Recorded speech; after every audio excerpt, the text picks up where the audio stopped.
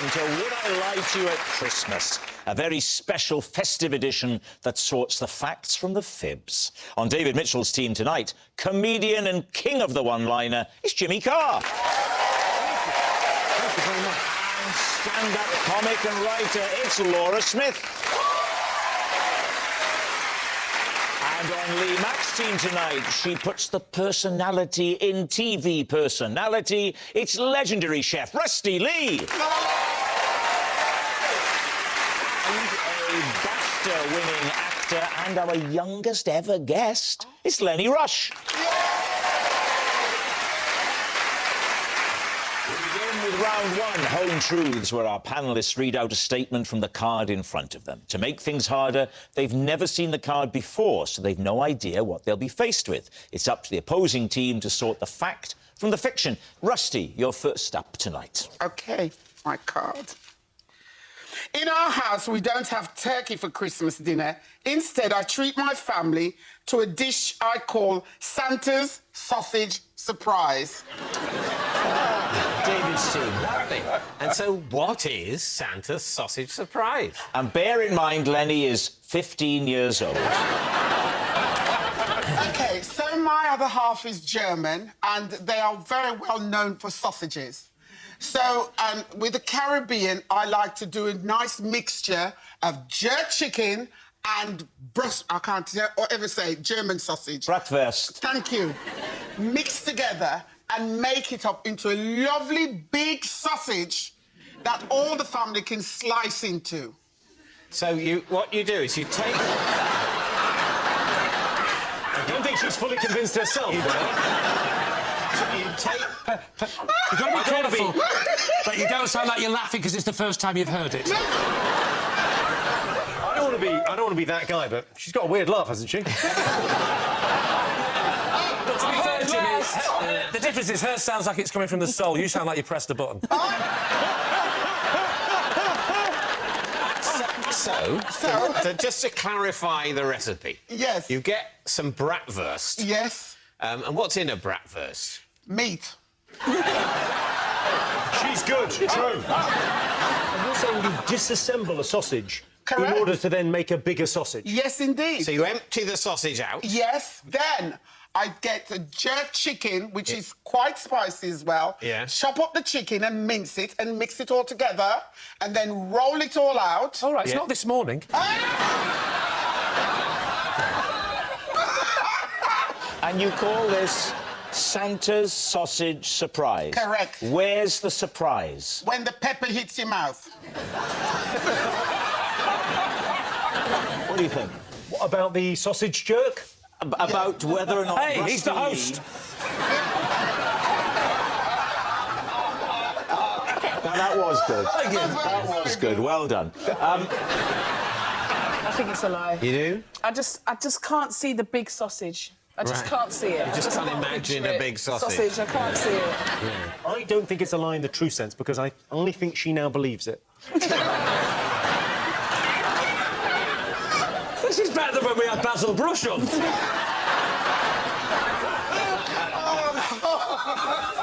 What's it going to be, David? So do we think it's a lie? I think it is a lie. I think it's a lie. But we also think that Rusty may now do this this Christmas and forever Basically after. to spite us. Rusty, they think it's a lie. Was it a lie or was it true? It was a lie.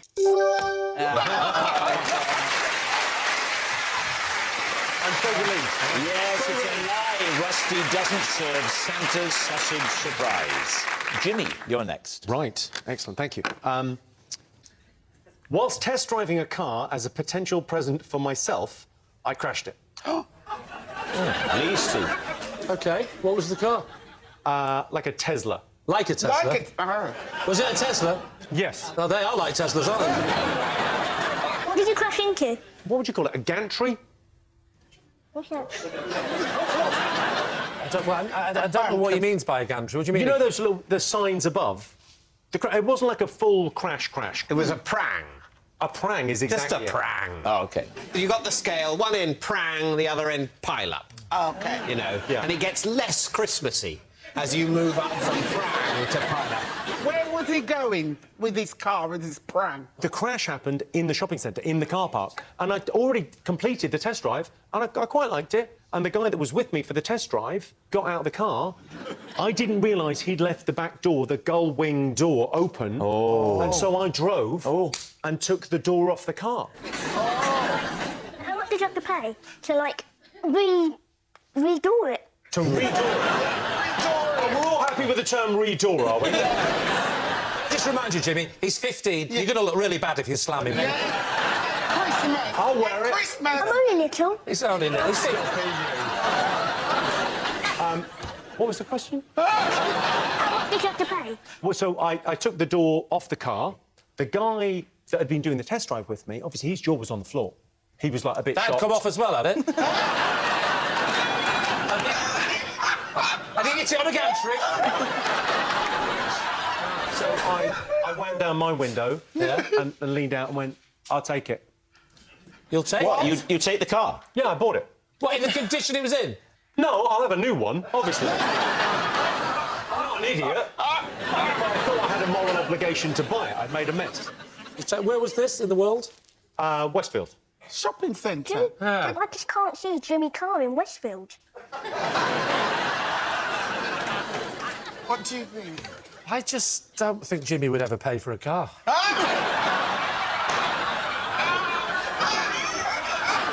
And also, the idea that Jimmy bought it out of guilt. I'm not sure Jimmy has that emotion. So, what are you going to say? What do we think? I think it's a lie. Yeah, a lie. I'll go with my team. Say They're it's a going to lie. say it's a lie. Jimmy, was it a lie or was it actually true? Oh, well, I can tell you it was...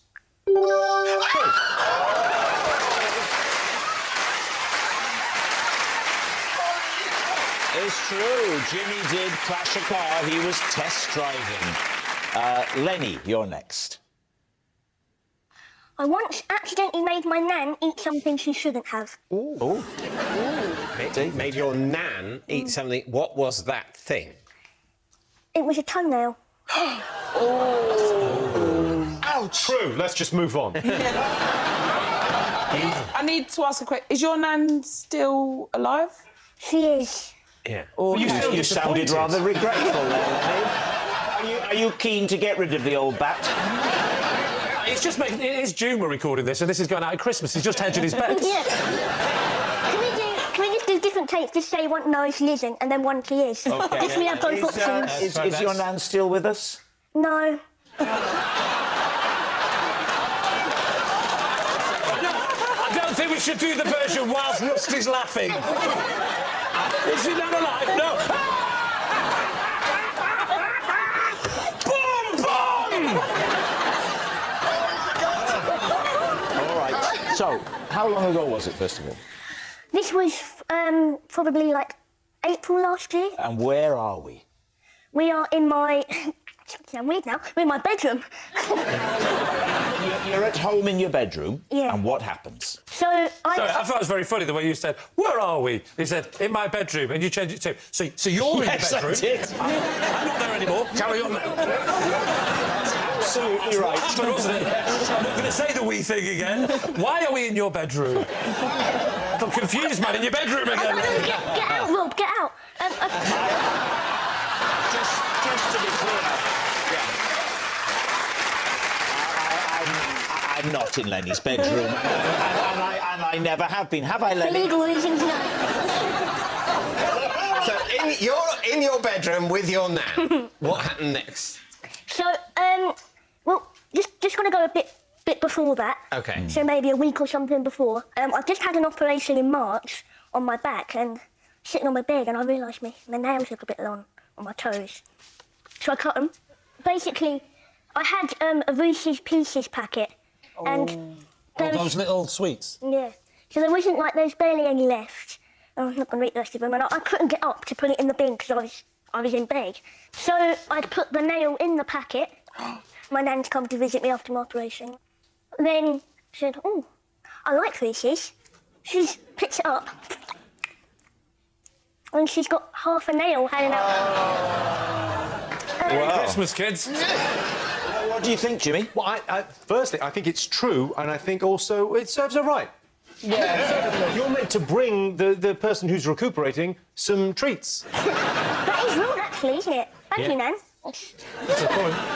Or Lenny, maybe do one where you go, thank you, Nan.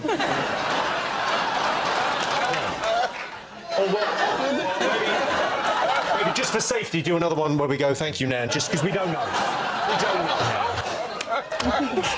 Miss you. Laura, what are you thinking? You couldn't have reached your toenails if you'd had an operation on your back. I've got little legs. Oh, OK. Hang on, you've also got little arms. That's where Rob comes in.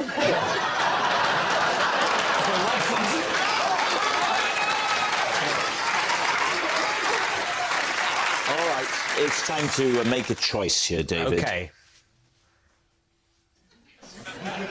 I mean, I am trying to read your mind, as you rightly tell, so try and keep still. OK, I think it's true. They think it's true. Lenny, was it true or was it a lie? You can read minds well, it's true. It's true. Lenny's nan did eat his toenail. Laura, you're next.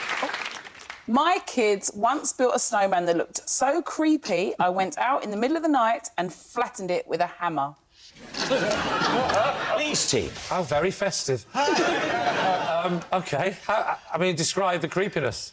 You know, a snowman should be rolled nice and big and round. Yeah. They just seemed to make it knobbly. It was so... And they got it so tall that it... You know, you're looking at a 6-foot thin thing, but with a hat. What was the hat made out of? It was a really wide-brimmed hat. Where did they get it? Just in the hat cupboard. What hat cupboard? Your hat cupboard at home. Kira's got a hat cupboard, right? Yeah. Hat cupboard full of hats. What was so creepy about the hat? Just the fact that it made it look more human? It made a really... It was giving Freddy Krueger, you know, that wide brim. If it was so human-looking and you were attacking it with a hammer, weren't you worried what the neighbours might think? Oh, they've heard worse and seen worse in my garden. Oh, I is it? think, I just flipped. How old were the children again? Would have been 6 and 3. And they made it. Those poor children. 6 and 3. 6 and 3, Oh, they yes. built a 6-foot snowman. They're really wonderful. They're wonderful, those kids. No! I'm sorry, your kids aren't as capable as mine. That's high. What do you think? Remember, Jimmy, we believe this. No, I mean, it's... No, I was just saying. Every mother at home watching this is like, yeah, I know she did that. I've been pushed to that point. My That's mum it. is like that. 6 Yes. and 3. Your mum is like that. Yeah, she's nuts. Is she? Your mum's lovely. I've met her. She's not nuts. You're not sitting with a hammer at Christmas. Right, what are you thinking? What are we saying, Lenny? I think it's a lie. Think it's a lie. Yeah. Rusty? I feel positive it's a lie. I've got a suspicion this is true, but I will say lie. You're saying lie. Right, Laura, fact or fiction? It is... lie. It's a lie. Laura didn't flatten her kid's snowman. Our next round is called This Is My, where we bring on a mystery guest who has a close connection to one of our panellists.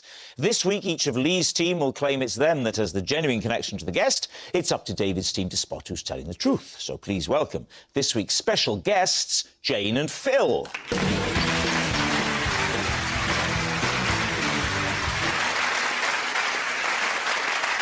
So, Rusty, what are Jane and Phil to you? This is Jane and Phil. I went to what I thought was their wedding, only to discover it wasn't. Lenny, how do you know Jane and Phil? This is my Auntie Jane and my Uncle Phil. I brought them here tonight because they're trying to get on as many TV shows as possible. Right.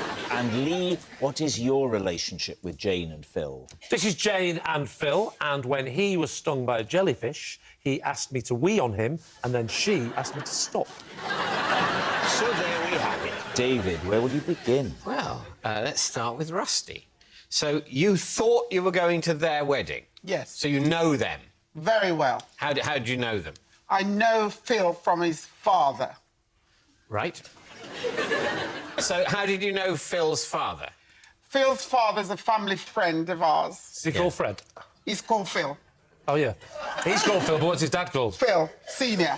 Oh, really? Phil's Yes. father is also called Phil. Yes?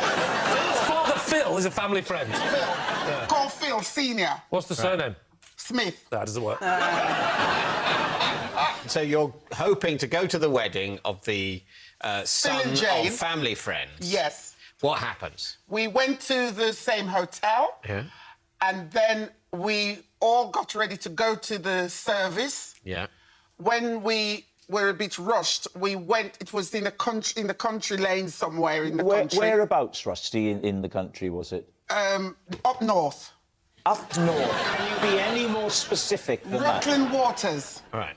Lovely. So we got ready and left to go to the church. The service, yes. To the service, and landed up in the wrong church. Ah. We landed up sitting and watching the wedding and looking around and couldn't see anybody we know. And then they started... I mean, the main people to look for would be Phil and Jane. Phil and Jane, yes. Yeah. And then the bride and groom are walking out. The services, they've been married. So when they were down at the front, you couldn't we tell... sneaked in the back and we could see the back of the head of these people. Right, OK. So the back of their heads, it could have been Phil and Jane. But it wasn't. But it wasn't. You only twigged when they started to walk out. And when people was looking around and go, oh, look, Rusty Lee's here. They were very surprised seeing a celebrity at their wedding that they hadn't booked. So we then drive and ask questions and find the other church. Who do you ask the questions of? To the local yokels. The local yokel. You drive away. Yes. And you spot a local yokel. You say, and do you know where the so-and-so church is? And they said, oh, it's up there. That is how yokels talk. Yeah. And then we landed up, following these two. They were in a carriage. They were married and we missed the wedding. So you follow them? Yes. What happens Champagne then? reception. Yeah. And we walked in. Congratulations all round. Where were you two? Was the question. They knew. Oh, so sorry. We went to the wrong church. Never mind. Typical of you. Come and have a glass of champagne. A sausage surprise, maybe, as well? No, not then. No, that would be later. Right, who would you like to quiz next, David? OK. So, Lenny, they're your aunt and uncle? Yes. Jane is my mum's older sister. OK. You could have just said sister, made her feel better, but... And what did you say? They're trying to be on lots of television? They just want to be on telly. I was in a series a few years ago and they were like just a background and like an extra. Yeah. That was Am I Being Unreasonable? There's a massive party scene. Yeah. And there's this one kid, annoying Auntie Jane, just got a fake balloon sword and just whacking around the end of it. So Auntie Jane's got a bit of a temper.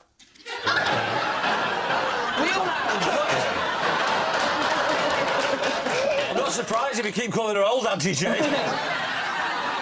Yeah, he got pretty told off. But they've done things on their own. They've done a few quiz shows. They've done Pointless. Right. Phil wanted to do Naked Attraction, but Jane thought that was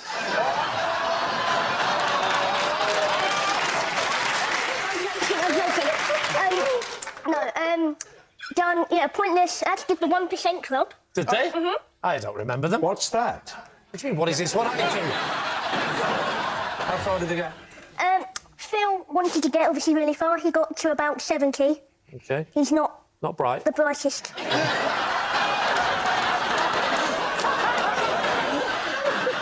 In terms of them being here tonight, how has this come about? So, even though I signed an NDA, I told them. I just want to be on telly. I don't know if it's for the fame, but I think I think a lot of the time they feel happy for me, so, like, they'll come on tonight. They're hanging on your coattails, OK? Yeah. Old Auntie Jane, she's taking a mick. All right, now then, what about the one in the middle, Lee Mack? Lee, remind us of your connection. So this is Jane and Phil, and when he was stung by a jellyfish, he asked me to wee on him, and then she asked me to stop. David? Well, that is a real thing, that you could... If someone gets stung by a jellyfish, you have to pee on it, Well, but... let me tell you, Jimmy, I thought it was the right thing to do. But it turns out it's not true anyway. Yes, it's an urban myth, It's isn't an it? urban myth. Yeah. It sounds more of a maritime myth.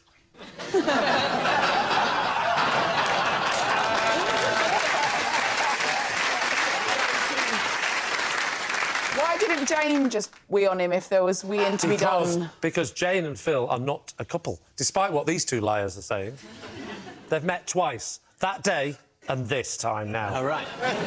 So, Lee, talk us through what happened. This was last summer, OK. south of France, and Phil came out of the water. I was on the beach sunbathing.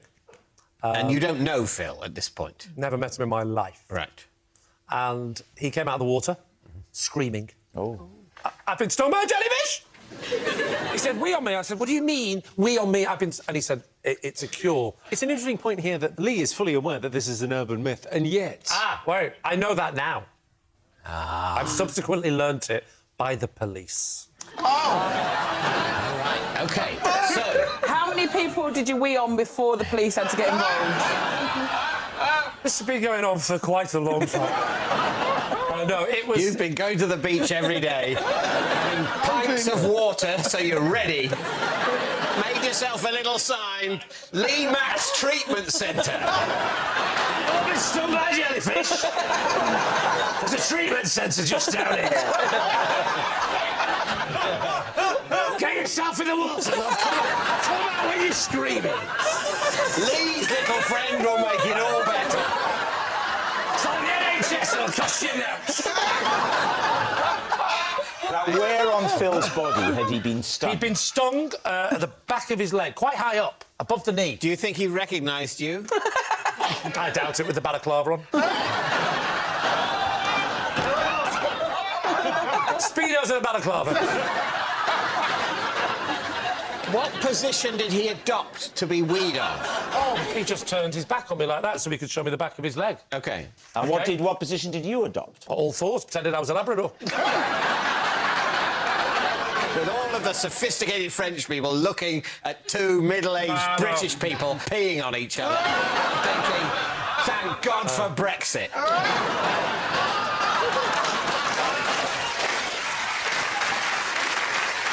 So, tell us about Jane entering the story. So, I am thinking no one's looking at this, and that's when I realised that, actually, there was a family in view.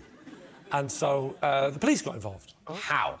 She called Nerf, Nerf, Nerf. She rang the police. Nerf, Nerf, Nerf. How quickly did they arrive? I could hear the sirens, the French siren. He's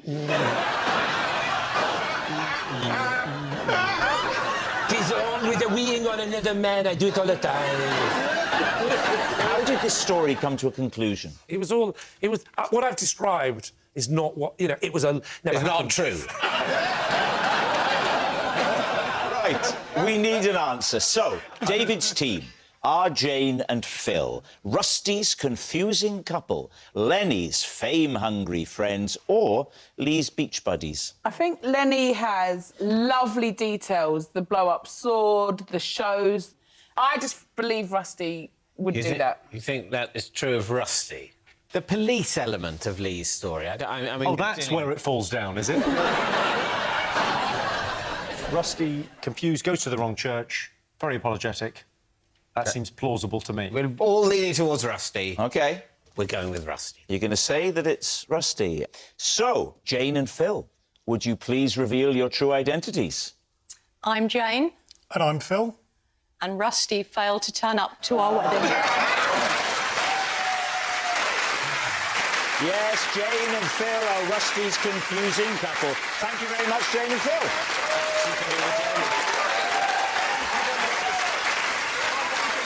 Which brings us to our final round, Quickfire Lies, and we start with... It's... David. As a child, I once de-bearded the Father Christmas in Oxford Debenhams because I believed him to be my dad in disguise. Lee's team. OK. How old are you? I was, I think, 6. And were you going... Was it in the grotto? It was in the grotto. And what made you think it was your dad? He looked like my dad. This guy's good. would your dad not have been going to the Santa's grotto with you? No. Who were you there with? My mum was with me. Did you think it was Father Christmas because he was kissing your mummy? So, Mummy ushers you into the grotto. Yes. I picture you saying, Oh, Mother. This is the one time of year I always look forward to. That's how he holds hands with his wife, of course. Right, so, you're in the grotto. I'm in the grotto. You can probably only see his eyes, really. Exactly. And they were enough like your dad's that you pull the beard off. What happens next? Well, it wasn't my dad. I know that. I pull on the beard. He goes, ow, in a voice that is not my dad's, because the beard is glued on. It wasn't just a sort of over-the-ears job. and what did Mummy do? What are you doing, David? Said Mummy. That was my interior monologue. And then I think I'd probably go, oh, sorry. Said David. And then I then burst into tears. Oh. Spluttered David. Yeah. At Debenhams, would you really have a glue-on beard? It would just be the over-ear one, That's no? what I was wondering. Well, yes. you have to remember that the retail sector was in a considerably better state back in the early 80s than it's since declined into, and Debenhams was quite the place back then. At that point, there were so many department stores, up to 7% of the British workforce were being Father Christmases at that time of year. Let's go for a guess, then. What are you thinking, Rusty? I think it's a lie. Why? Well, I think a 6-year-old would be just happy and excited. Have you met David? I think that maybe he's lying. This is my gut reaction. Yeah. Only because I don't think David had a childhood at all. I think he was born middle-aged. All right. Was it a lie, David, or was it the truth? It was indeed a lie. It's a lie. David didn't de-beard Father Christmas. Oh, that noise signals time is up. It's the end of the show, and I can reveal that David's team has won by 4 points to 2. Thanks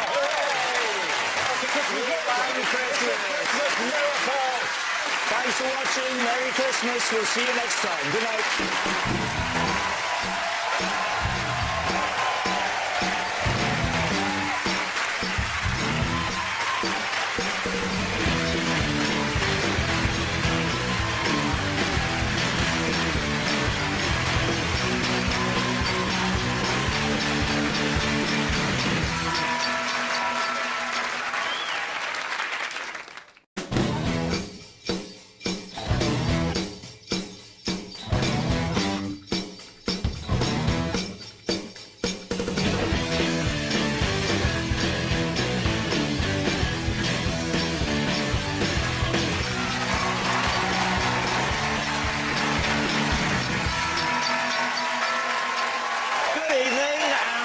Welcome to Would I Lie to You at Christmas, a very special edition filled with festive fibs.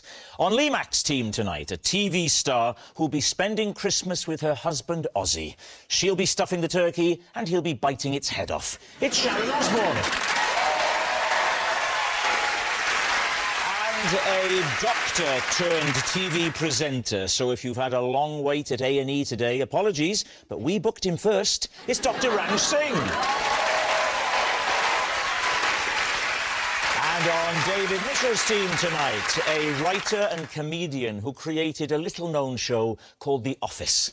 And I, for one, wish him all the luck in the world with it. It's Stephen Merchant. Wild animal biologist, although I don't know if she's a biologist of wild animals or just an animal biologist who's a bit feisty. It's Liz Bonning. Right, we begin with round one, Home Truths, where our panellists read out a statement from the card in front of them. Now, to make things harder, they've never seen the card before. They have no idea what they'll be faced with. It's up to the opposing team to sort the fact from the fiction. Stephen is first up. I am in a Madness tribute act.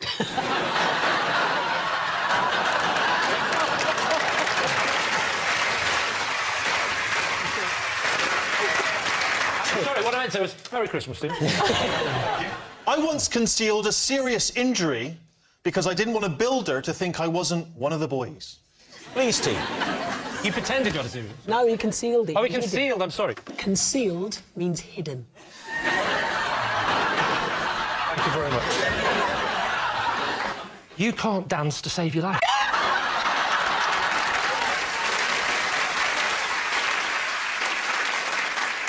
Right, and what was this injury?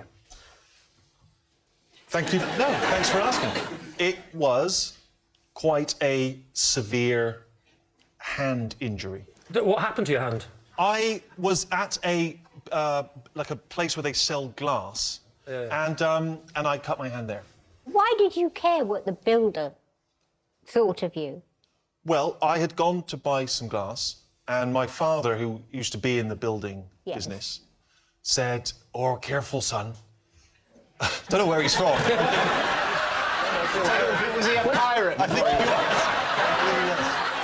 was. He said, "Be careful, mate, when you go in there, because if they think that you're like some specky student type, they'll hike the price." So I went into the shop and I tried to seem quite sort of geezery. How did you do that? I was like, all right, you geezer. I said, see glass, mate. And he's like, we got a ton of it. I went, cheers. And I sort of went over, and in the shop, it's sort of stacked up a bit like, you know, if you go in. But not like this story. And I went to look at a piece like that, and I slid it. Well, and yes, you're right, because the chap behind there, the geezer, said, oh, don't do that, mate. He said, you might cut yourself. And obviously I didn't, and I went, I think I know what I'm doing, Chief. I threw in a chief. And I looked at my hand, gash, huge gash. And I went, oh. But I didn't want him to see that I'd cut my hand, because then he'd know I wasn't one of the lads. But what so were I you put that in my supposed- hand, I put my hand in my pocket. Did it not seep through? Yes, it did. Oh, Yes. so you now had a patch of blood on your pocket? It's sort of kind of dribbling down the leg for quite a while. Was it? I want to know about when you went to pay for it, because that's tricky, because you've got one hand's out of action. Firstly, I tried to bandage it. What with? Well, there you are. That was yes. That was Where? awkward. Well, In the pocket? Well, no. What I did was I said, oh, I pretended to take a phone call. Right. And I said, and I went, you know, hello, you muppet. And then I got to take this. Yeah, it's Kermit the Frog. Yeah. And then I went outside, and I was looking to see if there was any shops nearby. And there was a sort of, you know, a corner shop, and so I popped in there. What did you get? Tissues? I'm not sure I want to say. Well, you have to. Oh, I know what you used. Oh, no, you didn't. You used a diaper, didn't You you? used a panty liner, didn't Yes, you? I did, yes. Great idea. Really good idea. Good, thank you, doctor. Very good. Trained doctor, so it was a good idea. You used a panty liner on your bleeding hand? Yes. Well, and then took that out of your pocket? Well, no, I kept that in the pocket when I went back in the shop. Oh. I was worried that he might think I wasn't one of the lads if I had a panty liner on my hand. So I kept that hidden. I kept that from him. Do you remember the cost, Steve? I didn't get the discount. They charge you the top whack. They charge you the top idiot's rate. Yes. Stephen, darling, how many stitches did you have in your hand? I didn't actually get stitches in the end. What did you do? I think I just let it sort of heal. Naturally. Yes, more organic, yes. Thank you. Yes. You know what's also organic? Tetanus.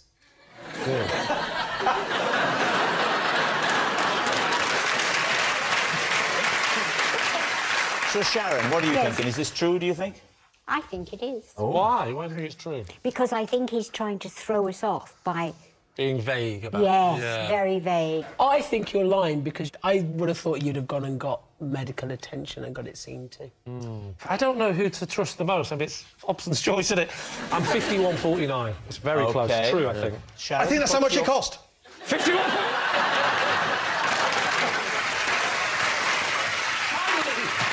Right, you're saying it's true. You say it's true. You're saying it's true. Steve, was it true or were you telling a lie? It was a truth. Sharon, you're next. OK, I once sacked a member of my staff because he showed absolutely no sense of humour during a house fire. David's turn. So what was burning? The house. No, but... in the house did the fire start?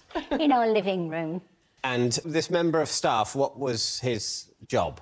He was my husband's assistant at the time. OK. So, and you find because he didn't find it amusing? Or Yes. Why did you find it amusing? Did you start it? Well, yes, but no. How did it begin, Judge? How Okay. did this happen? Christmas. Yes. Beautiful kind of, you know, chilly Christmas night. And my hubby and I thought, oh, well, let's light this beautiful gift that somebody had just given us. And it was this big candle in this copper kind of vessel that it's in. And we turned the lights out and we watched a Christmas movie, and then we went up to bed. We'll draw a veil there. What happened then? This alarm was ringing and ringing. An alarm went off? Yes, Right. a fire alarm. Was Ozzy keen to go down and have a look? Yes, I sent him down. Ah, OK. Yes. You God, I can't go down, I'm flammable. And so he went down, and suddenly I hear my name being called. Sharon! Sharon, help me! Help me! the ghost of Christmas past.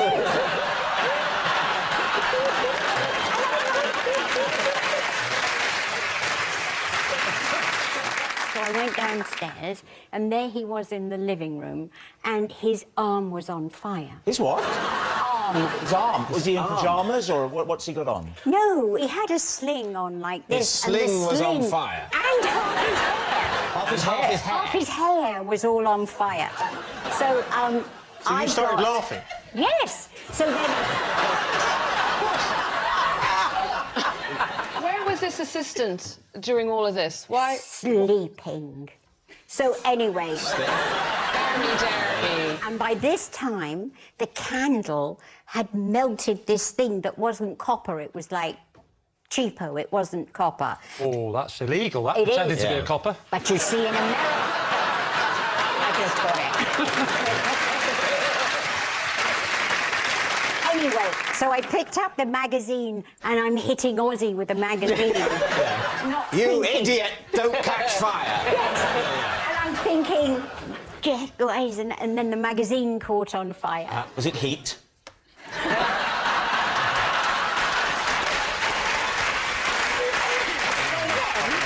So then outside, there was a fountain. Right. So I pushed Ozzy out. You threw him in the fountain? And then Made the a wish? arm... the arm and his hair stopped. Yes. Yeah. It all, yes. And then I think, right, where is that oven assistant? So I go into the guest house. Yes. And he's going, everything all right? You know, and I'm like, no, house is on fire. Get out, help. Go in, get the paintings out. It's what a personal assistant's #1 job. Go into a burning building and get the art out. Fetch that magic eye! Yeah. The cat calendar in the kitchen, there's still 4 days to go. And there were dogs, and I said, you must go in and find the dogs. Yeah. And so he was like humming and hawing, this ex-assistant. So anyway, he did get the dogs, and so Right. the fire engines arrived. Very lovely people. And then they came, and they had this oxygen for the assistant. So then I said to him, Yes? how very dare you? You work here and you get more paintings out right Yeah, now. you can And so- oxygenate your blood on your own time. And I took the mask. You didn't take I the did. mask off him. I took the mask and I put it on my dog.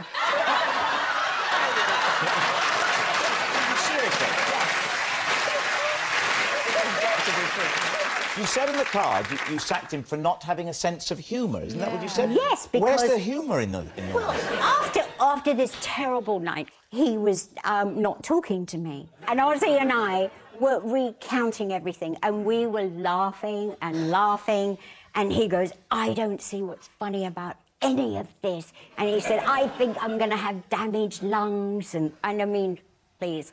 So then... if you don't think that's funny, do you think this is funny? And he goes, what? I said, you're fired. You used the word fired.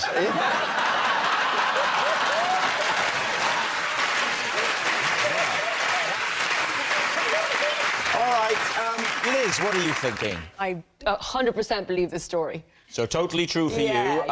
Stephen? I think I'm inclined to agree with Liz. There's a lot of very, very good detail. So you're going to say it's true? 100%. And I think we're hoping that it's true. Sharon, were you telling the truth or were you telling a lie? Well, the answer is it's true. Yeah, it's true. Sharon really did sack someone because they didn't have a sense of humour. Our next round is called This Is My, where we bring on a mystery guest who has a close connection to one of our panellists. Now, this week, each of David's team will claim it's them that has the genuine connection to the guest. It's up to Lee's team to spot who is telling the truth. So please welcome this week's special guest, Nolan.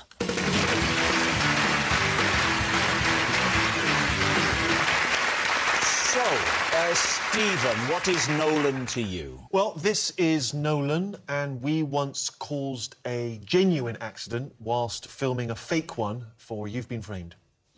Liz, how do you know Nolan? This is my old friend Nolan. When we were at school together, he refused to remove a spider from under my desk until I agreed to pay him a fee. And David, what is your relationship with Nolan? This is Nolan, and I once spent New Year's Day comforting his drunk sheep. Lee's team, where would you begin? Stephen. Should we start with Stephen? He looks the shiftiest, doesn't he? Stephen. So, Stephen. Yes, sir. When was this? Back in the day. Back in the day. Talk us through what you intended to do. Well, I think we thought that, good money to be earned from a video on You've Been Framed. And so the plan was, during a lunch hour, we would go to my house, my parents' house, where I lived. I'm supposedly walking out of the living room. Nolan comes in, he bumps into me, hits me with the door. This is part of the fictional... This is the fictional version, and it smacks me in the face, and I fall backwards over the sofa. Nice. 250 quid, done. Right. So, so we're trying that, that's the plan. Had you rehearsed it? Well, during the rehearsal, we did this. Did you videotape the rehearsal? No. Well, I thought we were filming, but you know how sometimes when you press record on a camera, yes, you're actually pausing it because it was already running. Oh, yeah. So, I say action, but we get the timing all wrong. And so he comes in and he hits me with the door, but it was a genuine accident. I wasn't timing it right, and I ripped the door off its hinges and I flipped backwards over the couch. I mean, that sounds unbelievable. What can I tell you? And we thought, this is dynamite, did you get it? We said to our friend, did you get it? Yeah. But of course, he'd got the timing wrong, so what we saw was us going, this is going to be amazing. Blank, and then, oh God, what have I done? What have I done? That's kind of what we had on the time. OK, so you... Yes, who's Nolan?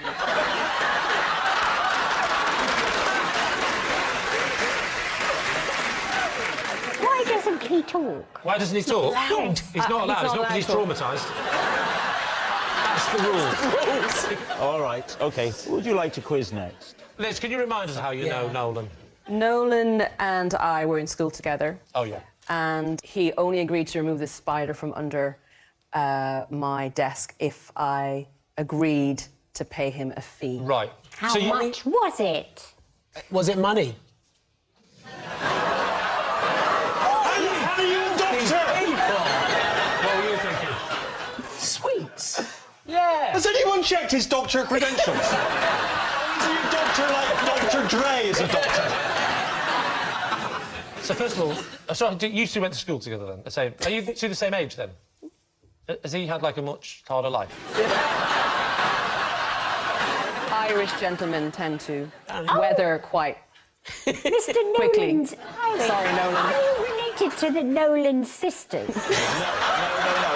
Nolan is his first name, whereas with the Nolan sisters, do you remember? Yes. That was their surname. So, tell me the conversation with Nolan. How did it go? There's a spider under my desk. I think I went, ooh, I started getting a little bit nervous of the spider. I love spiders. Did the teacher not say pipe down? Well, we were in detention at the time. Right. You just want to explain to David what detention is? Actually, I had to go to detention once. Why? Wow. Because of an injustice.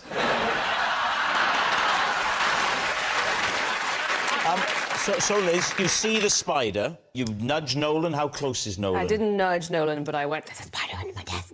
He immediately went, I'll get rid of it for you, but, like, give us some money. Did you not think to say to the teacher, look, I'm sorry to complain, but there's a spider in my desk? Sorry, excuse me. No. I'm afraid I'm going to have to complain. Is there some sort of feedback form I can put this on? Have you seen Nolan since, or is this the first time? We do see each other every now and then in Dublin, because Dublin's very small. Right. So we do bump into each other every now and then. And how are you now with spiders? I'm great with spiders. Why? What about David? Remind us, David. This is Nolan. I once spent New Year's Day comforting his drunk sheep. When was this? I think about 10 years ago. Right. Why was his sheep drunk? Alcohol. All right. The consumption of alcohol was what I put it down to. How did the sheep get alcohol? The sheep was hanging around the back of a pub. Wearing stockings. Yeah.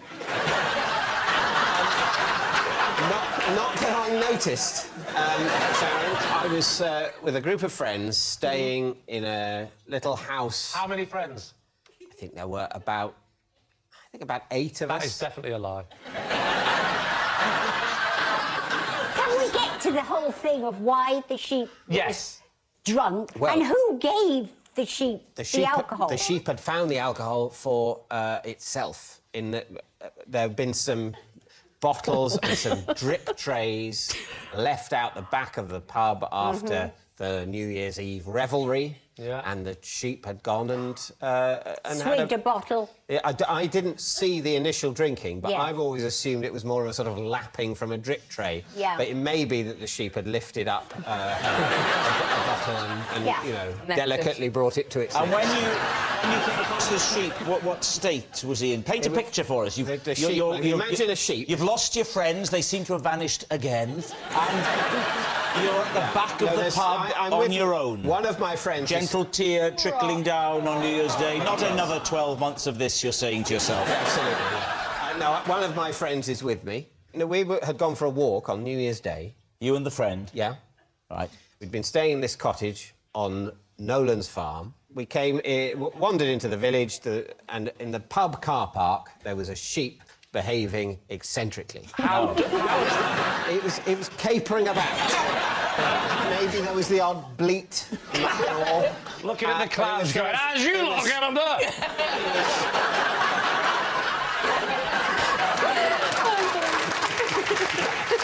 So far, you've painted a very vivid picture, but there's no sign of Nolan. No, well, my friend goes and gets him. We figured it's probably a sheep from that farm. Yes. And either way, he's the only person we knew locally who knew what to do about sheep. How did you actually comfort that sheep? I mean, all you can do, really, is I stayed with it. I was there. All right, we need an answer, so... Lee's team. Is Nolan Stephen's pranking pal, Liz's mercenary mate, or David's sheepish shepherd? I think it is Liz. You think it's Liz, because... He's got an Irish How do you do that without moving your lips?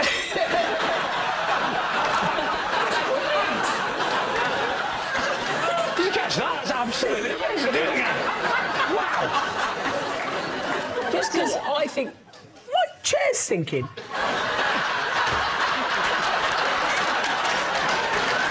Someone's got some extra mince pies this year. Send this clip to you. Is it Bring Your Child to Work Day?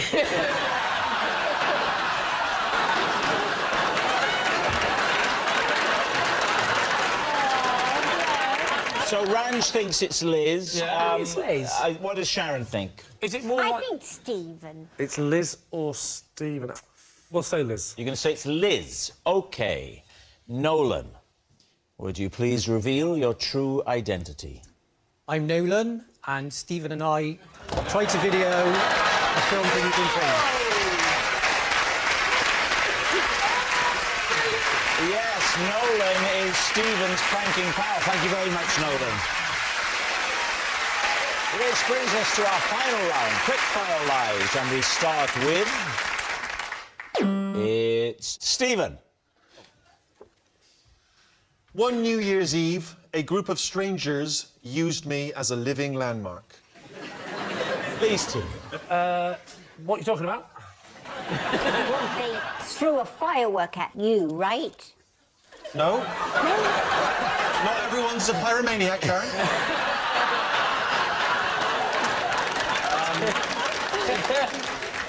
No, I was down in Trafalgar Square because it was New Year, and you know, it gets very popular down there, very busy. Well, how long ago was this? This was probably 10 years ago when I was more, you know, more of a young, free and single player, guy about town. Yeah. You know, down in Trafalgar Square at the stroke of midnight New Year's Eve, you know what I'm talking about. Well, I've been there at lunchtime. OK. Because I'm 6'7", obviously, tower above, I can see everybody. You know, and I see a group of young ladies, and I thought, here we go, lads, watch out, because they were looking at me. I thought they've seen me on the telly. Of course they are. They're looking for a bit of Happy New Year. I thought they're looking for some Steve action, and they came over and they said to me, "Are you going to be here for a while?" And I said, "Yes, I am." And they said, "Great, because we've arranged to meet back at you."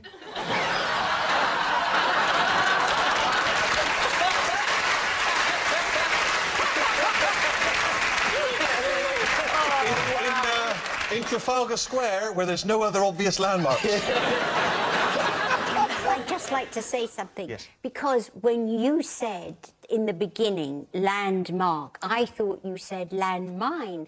That's why I said a firework, you see. Hang on. But why would you throw a firework? At a landmine? To set it off. It's a lovely thing to laugh about at Christmas. Landmine. Cluster bomb. You think it's true or a lie? I think it's true. You think it's true? Yeah. You say true. We'll go with true. Stephen, they're saying it's true. Was it the truth or was it a lie? It is true. Next. It's Lee. Possession. Right, there's a box under the desk. Now then, lovely. Would you, first of all, Lee, take the item out of the box, pop it on the desk, and then when you've done that, read the card? This is Big Bertha. Every Christmas morning, I use it to wake my wife from her peaceful slumber by honking it in her face. David C. Why did this tradition begin? It started because I am very excited about Christmas morning.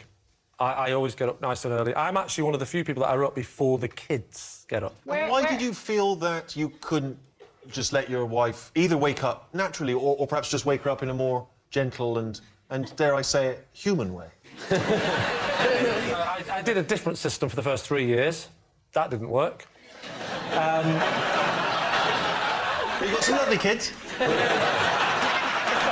Why don't you imagine that the beautiful Sharon Osbourne... Sharon, you're my Mrs. wife. Mack. Yes. OK, now, Right, yes. if you could just get into character, pass wind, snore. So, she's asleep, and then I wake up. 4:30. It's time for the trumpet. Who are you speaking to when you say that? This is the internal monologue. Oh, this is... Yeah. Internal monologue. Try and communicate that just with your face, just with the eyes. OK, then.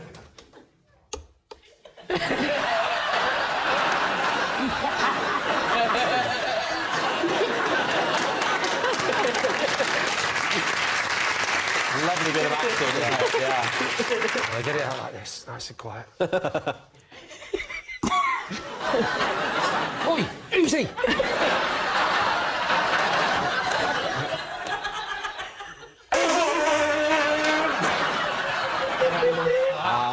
She wakes up, same joke every year. I go, sorry about that, and waft the duvet. And then she wakes up, and then...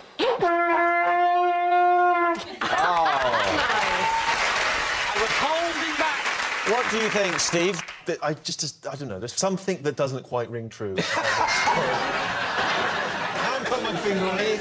I don't know what it is. What about you, David? It is a lie. Oh, there we are. So, was it the truth, or were you telling a lie? Well, I was, in fact, telling... a lie.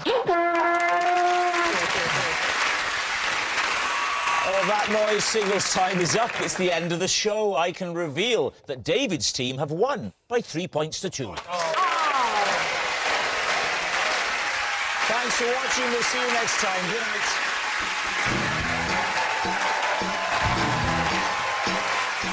Well, today's Boxing Day, which is Thursday, and on Saturday night it's the Hit List Celebrity Special, 7:45. And where does Liam's toxic behaviour come from? BBC Three comedy Ladhood is streaming on BBC iPlayer.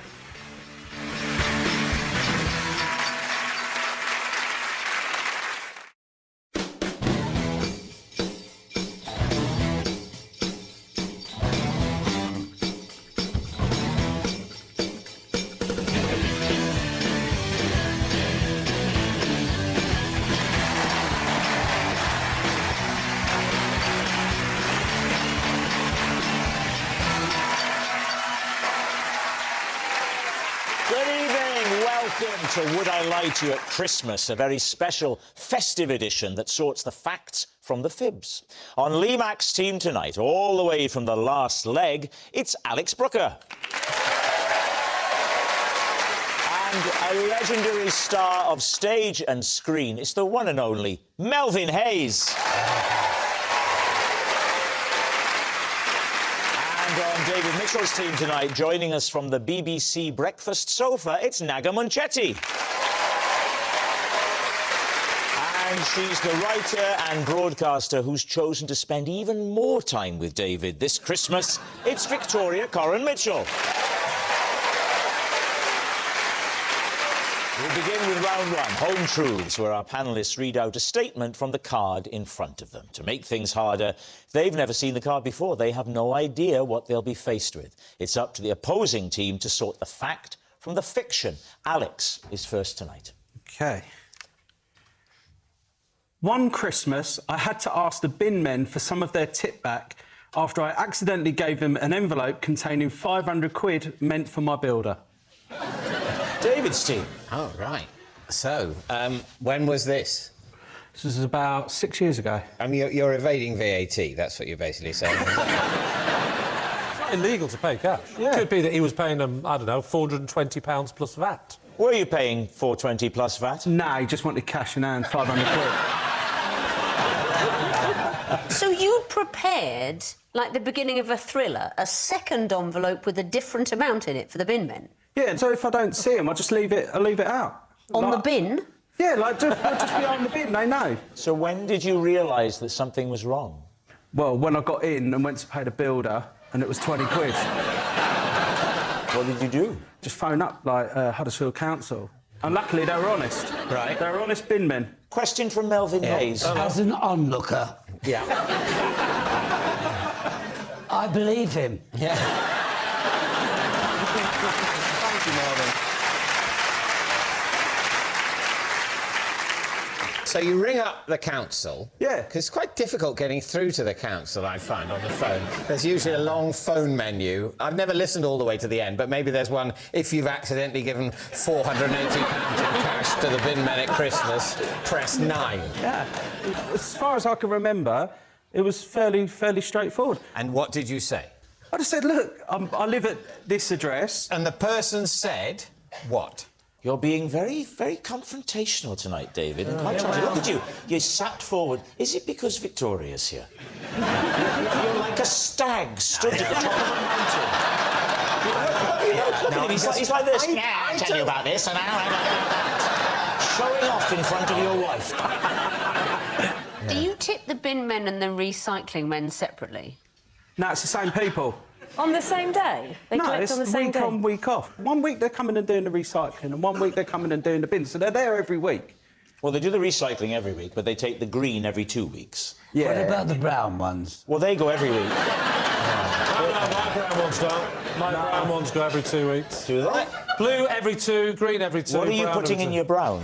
Well, I'm putting my garden waste in my brown. Yeah. What's in your green? My normal. Green recycling, brown food waste. Oh, no. Food waste is in a small green one that you have to have Small completely brown separate. one. Small grey one. No, not true. Welcome to a brand new BBC show, Scenes from the Care Home. Right.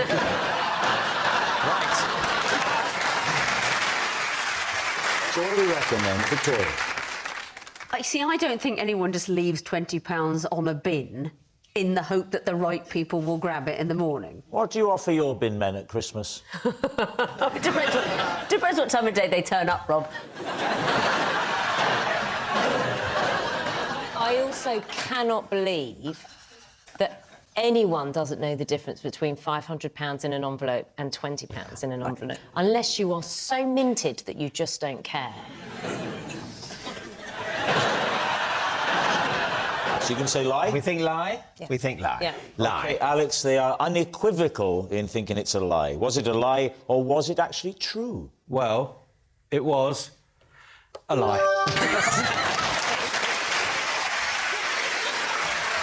Yes, it's a lie. Alex didn't ask the bin men for their tip back.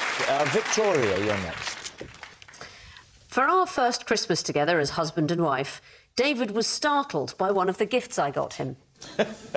Please, team. It wasn't making a noise inside the wrapping paper, was it? What, a puppy? Well, I was thinking more of a rabbit. So, I suppose the big question is, what was the present? It was, you'll like this, Lee, it was some sexy underwear. Oh, why would I like that? I'm always telling Victoria how attractive you find me. Who was to wear the underwear? It was, I bought for David to wear. Look at David's face.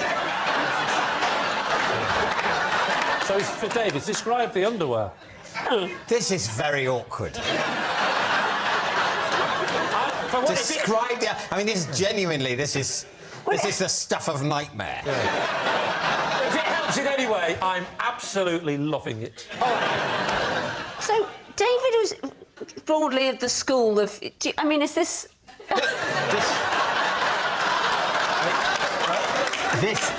This is dreadful. When men have been single for a long time, they've got their loose cotton boxes. They don't think, oh, I tell you what, I'll have a pair of these snug-fitting trunks. Can we just... Is that what we're talking about? So we're not talking about straps and things, and we're not talking about restraining bolts and things like that. Nothing like that. No. I'm just going to say, if at times in the future when I face adversity, I will look back and say, well, at least I'm not going through this. Can I just say something? Yes. This is so much better than dustbins.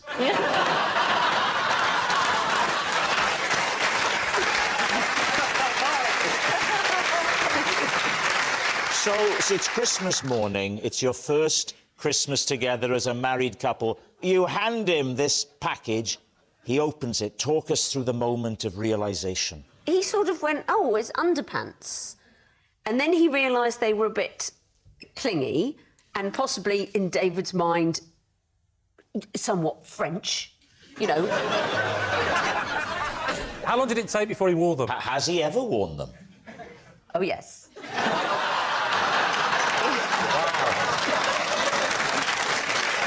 From that day forward, that was his new style of choice. So even as we speak, he's sat there now with something clinging to his midriff. I'm so sorry.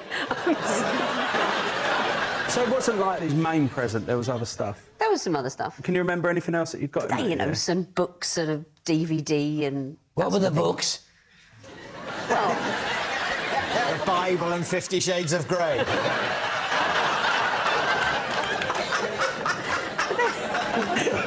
So, Melvin, what do you make of this? I'm just excited. What do we think? Truth or lie? So, what do you think, Alex? I can imagine you'd definitely be startled by it, but... Well, that bit... If David's worn the same pair of pants all of his life until that moment, and I suspect he The has. same pair of... The same type of pants. I think it's true. You do? So, Melvin thinks it's true. Alex? I hope it's true. I'm going to say that it's true. OK, they think it's true. Victoria, was it true or was it a lie? It is true.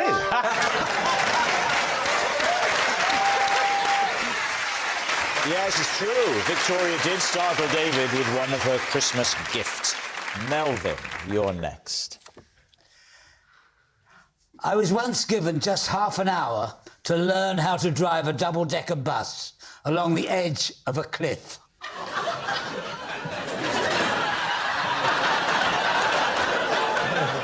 What's this all about? David's team. When was this? It was in the 60s. And for what purpose? What was this for? Well, it was for a film. Which film was this, then? It was called Summer Holiday. Summer Holiday, yeah. I was on the edge of this mountain road, and there was a sheer drop. You couldn't see the ground below. And the director said to me, if I wave my left arm, you're too near the edge. If I wave my right arm, you're too near the wall of the cliff. And I drive straight at him, and when I get within 50 yards, he takes out a loud halo and says, we're zooming in for a close-up. Try and look frightened. And all I could think of, I looked behind me before I did, and there were these famous faces looking at me. Who was there, Melvin? There was a young man called Cliff Richard. There was Eunice Stubbs. There was the Shadows. What, the shadows that they cast? And genuinely, they only gave you half an hour to learn to drive a bus. Yeah, because I wasn't Cliff. Cliff Richard I'm talking about, not the Cliff. Can I ask you this question? Eunice Stubbs said of that film that she found it impossible to remember the plot or any of her lines because Cliff Richard was so beautiful she couldn't stop staring at him. Did you have that problem? Yeah.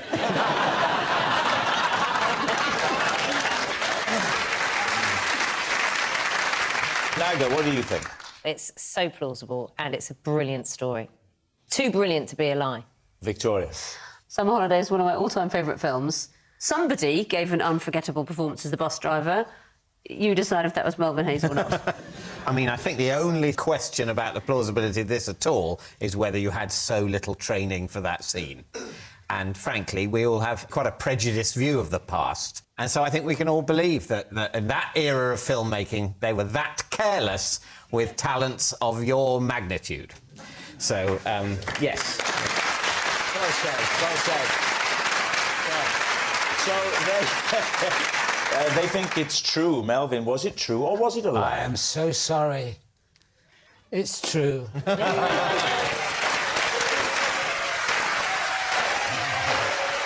Our next round is called This Is My, where we bring on a mystery guest who has a close connection to one of our panellists. This week, each of David's team will claim it's them that has the genuine connection to the guest, and it's up to Lee's team to spot who's telling the truth. So please welcome this week's special celebrity guest, Patty Boulay.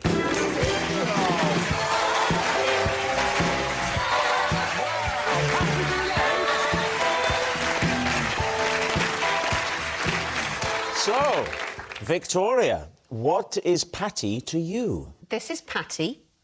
When she starred in a pantomime of Aladdin, I was in the same production. Right. Naga, how do you know Patty? This is Patty. When we appeared on the Pointless Celebrities Christmas special, we both failed to identify someone from a picture who's in this room. Oh, right. And David, finally, what's your relationship with Patty? This is Patty. At a Christmas concert, she handed me a mince pie to cure my rumbly tummy that was ruining Silent Night. So, there we have it. Lee, where will you begin? So, Victoria, when was this? Sometime in the 90s. But you weren't an actress, were you? No, well, it was a non-speaking role. Oh. What was the role? I was the lion. Oh, you were in a costume? Yes. I'm trying to remember where the lion features in that classic story of Aladdin. Well, as as I say, it wasn't a big role, and I'll be honest, I was only in it one time. What happened was, I was telling a friend of mine that I had never seen a panto before, and she worked at a newspaper, and she said, oh, I can probably get you some free tickets to that. And I said, great. And then she rang me back the next day and said, better still, you can be in it.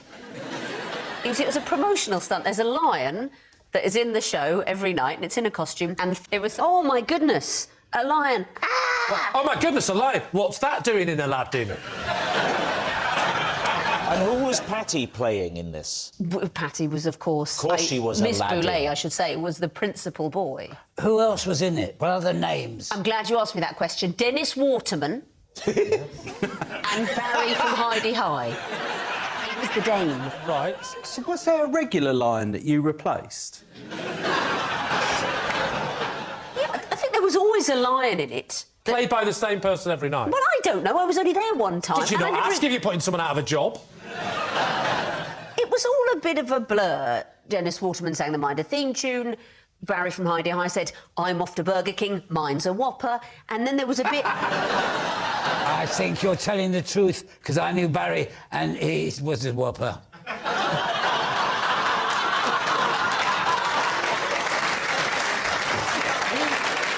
Who would you like to quiz next, Lee? Nugget, could you tell me how you know Patty? That's Patty Boulay. Could you tell me how you know Patty Boulay? We appeared on a Pointless Celebrities yes. Christmas special, and one of the rounds involved identifying people.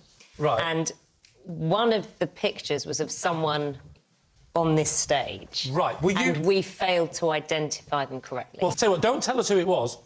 Tell us what the question was. Is that how it works on Pointless? You had a picture screen that you looked at, and there were something like 9 pictures. Yeah. And they were all of famous Northerners.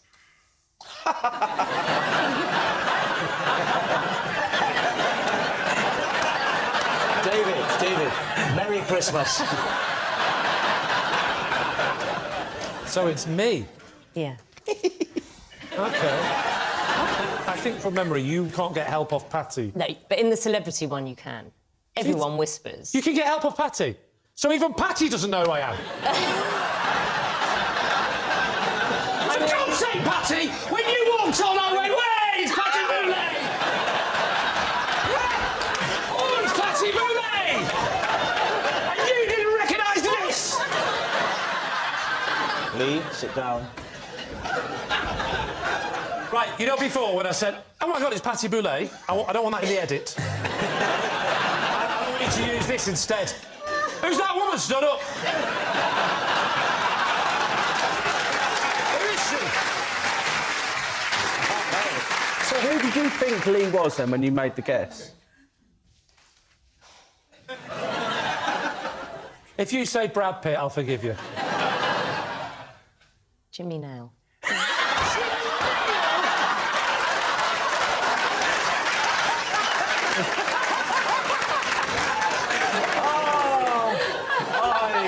I don't think we need to ask David about his. This is one of the best shows we've ever done. Here's the question.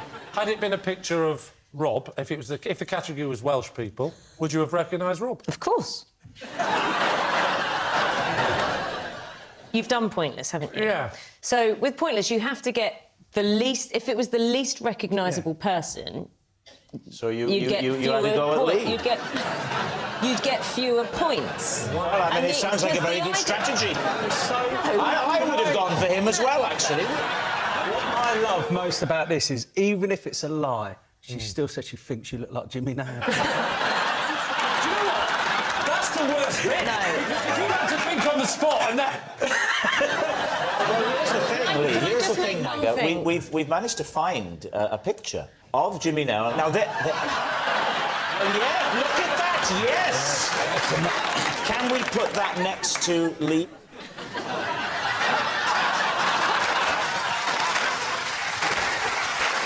Well. All right, are you happy to move on to David? David, remind me, please. Well, Patty handed me a mince pie at a Christmas concert because my rumbly tummy was making a noise over Silent Night. It was ruining it. Was Patty on stage singing? No. Where was she? She was next to me, listening to the concert, holding a mince pie. Where was this, David? It was at the Royal Albert Hall. Oh, Right. lovely. I don't care about any other question than the one I'm going to ask. OK. Did she recognise you? I mean, look, I don't know. She seemed to. So no. Is there any significance about the word silence from Silent Night to the rumbling noise in your tummy? I think there is significance there, yes. I think that the rumbling... Because Silent Night, obviously, it's horrendously mistitled. What they should say Quiet Night, because it is obviously audible, and it wouldn't be the successful carol it is if it were entirely silent. But nevertheless, it's one of the quieter ones, and the noise my stomach was making would have been less of a problem during, say, Hark the Herald Angels Sing. I'm sorry I asked. So what? People often are. Did you see me near the front? No, I didn't say that. We were in a box. Oh. What was the occasion? It was like a BBC hospitality thing. Your stomach was that loud that it was audible for... It was actually ruining the performance. I don't think it was audible throughout the hall. What sort of noises was it making? Because stomachs make a variety. It could be a gurgle, it could be a whine, it could be all sorts of things. Just recreate for us using that versatile tool of yours. No, I thought I'd use my mouth, but OK. Just recreate for us the sort of sounds that Patty would have heard. I think there was sort of the...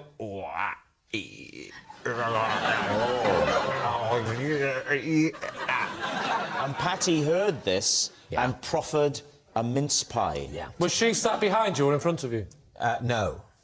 Was she sat to the side of you? That's it. Right next to me. She was right next to there. you? Didn't I ask earlier if she was next to you and you said no? If I did, I was lying. OK. Right, we need an answer. So, Lee's team, is Patty Victoria's panto pal, Naga's pointless partner, or David's pie provider? Let's take them individually, shall we? Right. So, Victoria. We like her. Well, we like her, but... we can't just judge it by who we like. I'm just a bit worried because she's been standing there a long time. Yeah. She's liable to fall over. Well, what the audience don't realise is you're stood there, don't forget.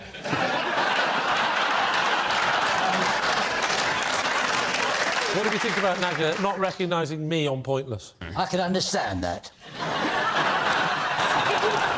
I wasn't sure until the Jimmy Nail comparison. And then you thought... I was like... Yeah. Yeah, that was... I mean... I thought she nailed it.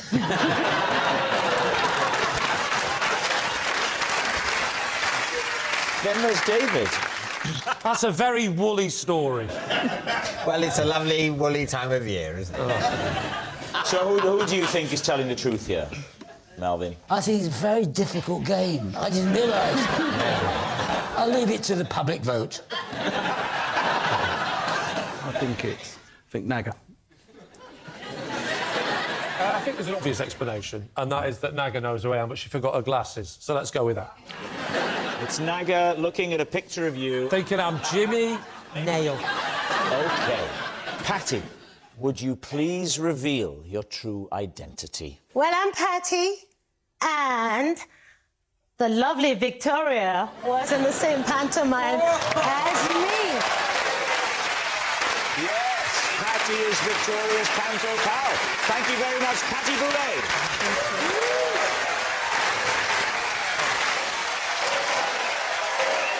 Which brings us to our final round, quickfire lies, and we start with...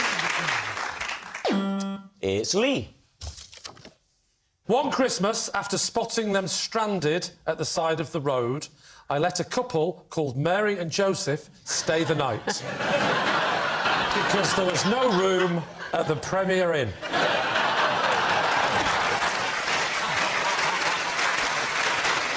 Right, David's team. So where did you spot Mary and Joseph? It's in a place I used to live called Bethlehem. Where I live, just near where I live. I was driving home and just saw them, looking very cold. Just a man and a woman? And a donkey. A man and a woman stood at the side of the road. Yeah. Luggage? Well, she was heavily pregnant. Were they hitching? No, they were just sat on a bench looking really cold. You just stopped and asked some people on a park bench if they wanted to come home with you? You've not started doing that again, have you? The window was down. We stopped at the lights, and they. Who's we? Did you have someone else with you? No, I was having a wee in the car. I looked out the window, and they gave me that look. They went, "Hey, Jimmy Nail." And I just had a bit of bants, All right, how's it going? Yeah. Oh, we're freezing. Why? Because they were near the Premier Inn. I said, we couldn't get in. It was a mistake with the booking, and now we don't know where to go next. So you have the window down in the car? Yeah. So you have the passenger window down, do you? Why? Because you looked that way when you said, hey. I was reversing. Which, thanks for laughing, but that doesn't make sense. I recently bought my new American left-hand drive Mustang. So it's not just no room at the inn and they're called Mary and Joseph. Mary is pregnant. I can't confirm that, and I'm reluctant to say it on television in case she's watching. OK. Can I ask you, did Mary give birth to a Messiah while staying at your house? No. No. But, so it's... three people visited with gifts. Get into the car, and you go back to Mack Towers. Yeah. Yes, the gates swing open. You go up the crunchy gravel driveway. Yeah. What happens Drawbridge next? comes down. Yeah. Drawbridge comes up. Well, obviously not, otherwise I'd have gone straight into the moat. Let's just move on to the portcullis. You get to the big front door of the house. What happens? So then I go in, because I've got my own key now. She's finally given me a key. And I go Leaving in. Mary and Joseph in the car? No, they're in the stable in the back. And the children rush out. Father, who's this? No, they were in bed. It was Christmas Eve. Did I not mention that? Well, what time was it? About 10:30. What were you doing out at 10:30 on Christmas Eve? In your Mustang with the window down, driving slowly along the curb. Oh, Lee, no. I'd forgotten my wife's present and I was looking for a late-night garage. To get her something special? Yeah. Who doesn't like a giant galaxy and a bunch of carnations? Did you find out what Mary and Joseph, what they did for a living, where they lived, anything about them? I think he might have been a carpenter. I'm not 100% sure. I'm not sure what he did. I think she may have been a jockey. When did they go? Because presumably the next morning...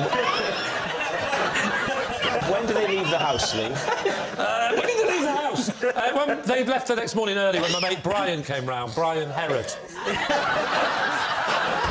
So, what do you reckon? Naga, what do you think? I don't believe any of it. You don't believe any of it? Victoria, what are you thinking? I think it's not true because of the words that he spoke. Yes, all right. So your whole team are solid on that. Yes, I think it's not true. All right. Yeah. Lee, they think it's a lie. Was it a lie or was it actually true? It was, in fact, a lie. Yes, it's a lie. Lee didn't let a couple called Mary and Joseph stay the night. Oh, that noise signals time is up. It's the end of the show, and I can reveal that David's team has won by 4 points to 1. Well done. Thanks for watching. We'll see you next time. Good night.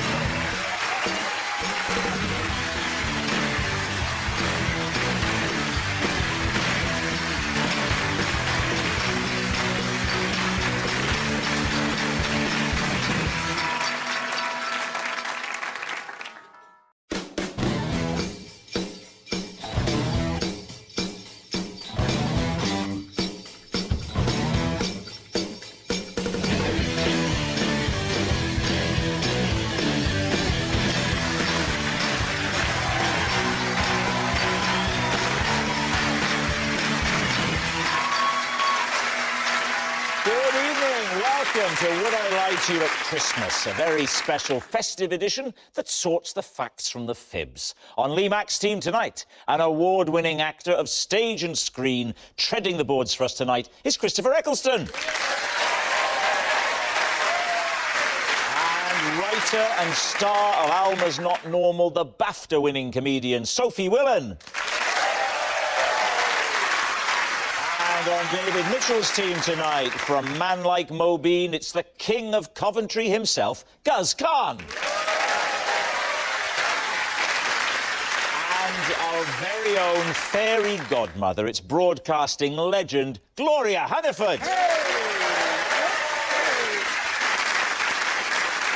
So, to round one, Home Truths, where our panellists read out a statement from the card in front of them. To make things harder, they've never seen the card before. They've no idea what they'll be faced with. It's up to the opposing team to sort the fact from the fiction. And Gloria, you're first up.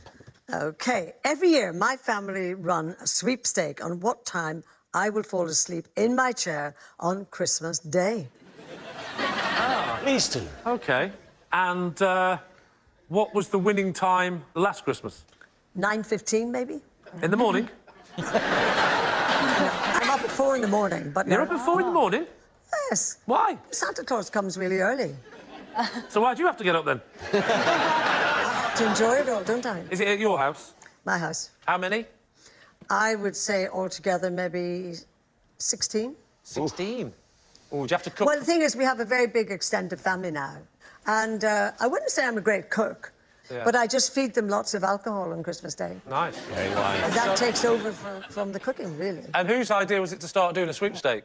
I don't actually remember whose idea it was, because I was a bit tired by then and I'd had a few bevies myself. Gloria, can I ask you a question? Yeah. How much do you drink? How much I drink? Well, my mum always had a little sherry, and in a way I was brought up on that. And I'd drop a whiskey now and again and hot water. Are you here to do the show, or is this an intervention? So, how much is it to have a go on the sweepstake? Oh, well, our family's a bit mean. It's only £5 at a time, max. Well, £5's quite a lot for a sweepstake. Are they spiking your drinks to... Get the chloroform, I've got it, 20 to 10. I didn't touch her, give me the money. I did not touch her. Who's turned the gas on and not lit it? 16 people, sweepstake, £5 a go. What's the latest anyone's ever guessed? 9:15, you said, didn't you? Yeah. I said I have been known to. That was last Christmas. It was 9:15. But I'm quite a predictable person in that I knew you were going to say that. Yeah.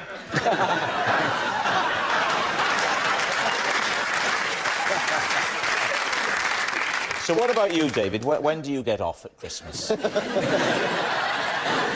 We're talking about an afternoon snooze in front of Shrek 2. Hey, that's your wife you're talking about. So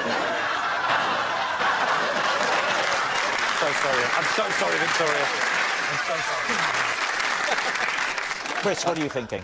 I was thinking a lie because at the 9:15, it was too quick for me. You mean she answered you too quickly? Yeah. Sophie? I think true. And it seems like a fun community spirit kind of game. Slightly mean. Yeah. But also a bit of fun, isn't it? Before you make your decision, yeah? Yeah. You just got to bear in mind that this is G. Hunniford. She is a national treasure. Yeah. And I don't think the people of Britain are going to take to it kindly that you're out here calling her a liar. So bear that in mind.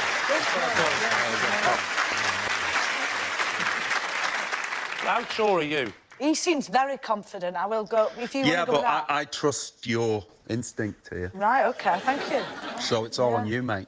I'm going to say lie. OK, they say it's a lie. Gloria, was it true or was it a lie? It was a lie. Good man. 9:15 detail. Yes, it's a lie. Well, Guz, you're next. When I was a teacher, I had one class that was so difficult, I played walk-on music to make my entrance more dramatic. Please, team.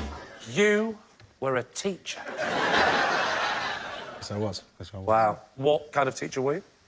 A humanities teacher. What music did you play? So basically, the speaker system there in the classroom was connected to my phone. So you could play anything on it, and I decided that the theme from Rocky would be the one to go for. That one.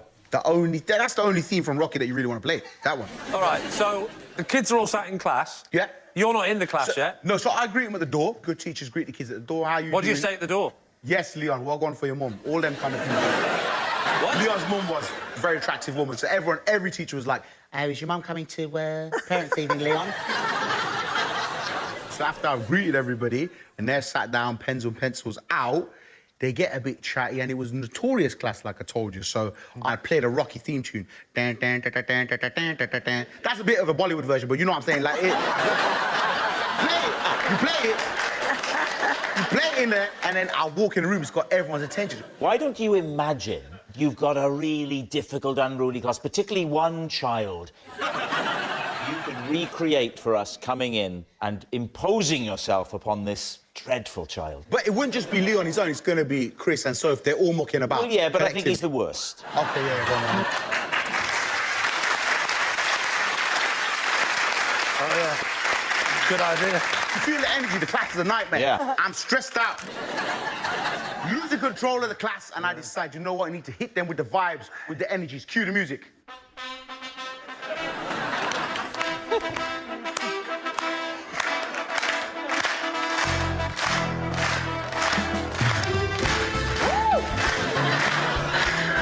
Hands on it.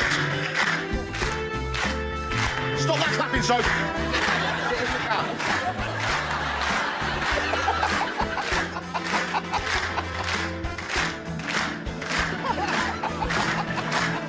Listen to me, mate. Yeah? Listen to me. You listen to me good, yeah? Unless you get your homework to me every single week on time, you best believe some terrible things are going to happen in the car park. You understand?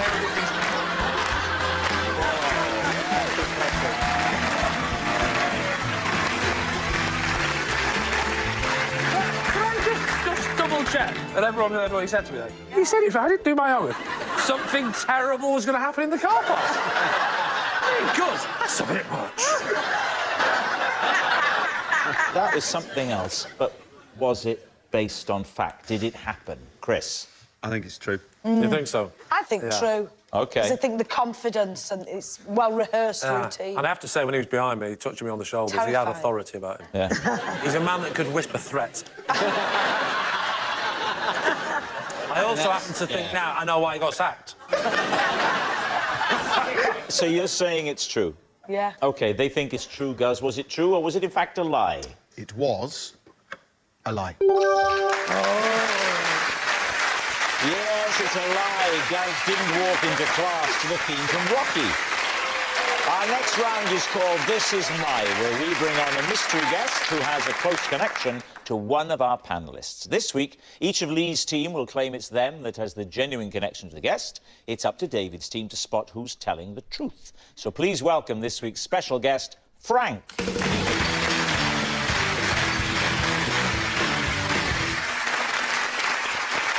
So, Sophie, what is Frank to you? This is Frank. He kicked me out of school for arriving in a bikini. Chris, how do you know Frank? This is my mate Frank, and I brought him here tonight because he's desperate to meet Gloria Honeyford. Then finally, Lee, what's your relationship with Frank? This is Frank. I ruined his rendition of Silent Night when I blocked his tuba with my Satsuma. So there we have it. David's team, where will you begin? Sophie, describe the occasion when Frank kicked you out of school. He was my headmaster. Yeah. And basically, I decided I wasn't going to go to school that day because I fancied something a bit different. And I didn't go in often. Yeah.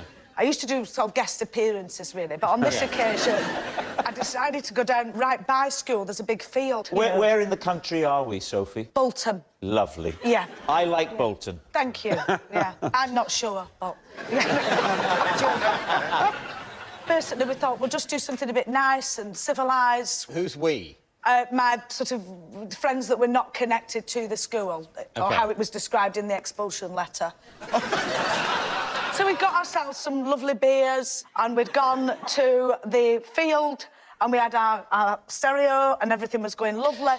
And I was wearing a bikini because I will say it was a very hot day in Bolton. They only come once a decade. We all wanted to make the most of it. But the batteries died on the stereo. So I was like, do you know what? I'll just nip in and I'll go into the tech block and I'll get some batteries and I'll bob them in my stereo and it'll all be fine. So theft is what we're talking about. And what happened to you in terms of Frank, then? So Frank was my headmaster, so well, Mr Riley was the one who caught me. He blew his whistle and screamed at me across the hallway. Was Mr Riley a PE teacher? No, he wasn't, but he had the personality of one.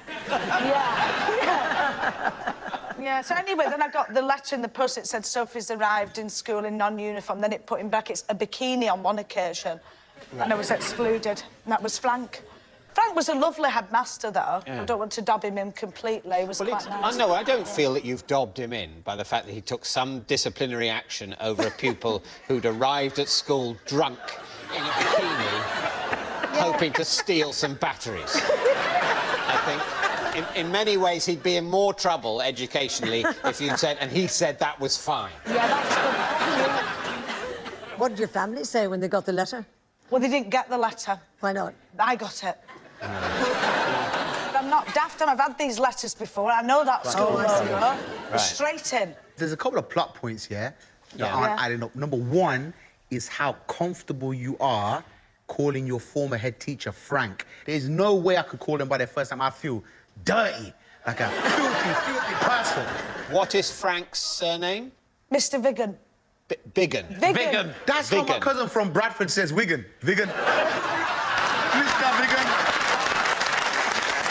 I can't believe this. OK, Chris, just remind us how you know Frank. I met Frank in 1992. Right. 2 years into my career on Inspector Morse. He was the sound recordist. And he was desperate to meet Gloria. And Neil Diamond. And how did the subject of meeting Gloria and Neil Diamond come up between you? John Thaw had an allergy to fish. Did I just have one of my blackouts again? Yes.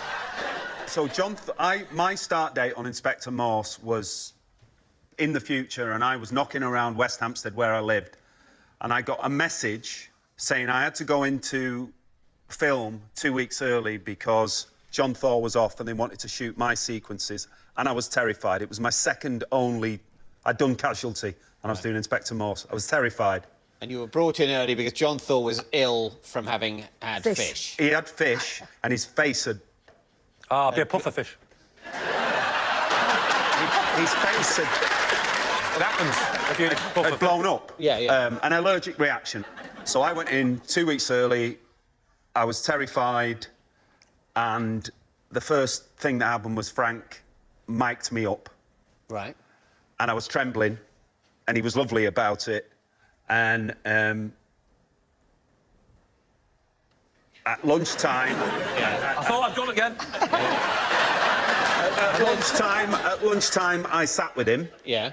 And we fell into what has become a surreal conversation about people who Frank would like to meet. And among them were Neil Diamond and Gloria Hunniford. Yeah. Yeah. The difference is that Neil Diamond is in LA and I'm here. Frank has no access to Neil Diamond at the minute, but he could have access to me, couldn't he?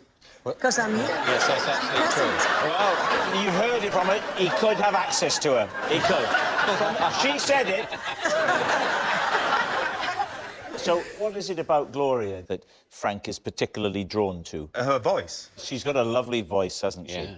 And he's a sound recordist, so that would make sense that he appreciated. I was asking about the quality of sound, asking all the boring questions that actors ask, and he talked about vocal quality, and he talked about Gloria, and he talked about Neil Diamond.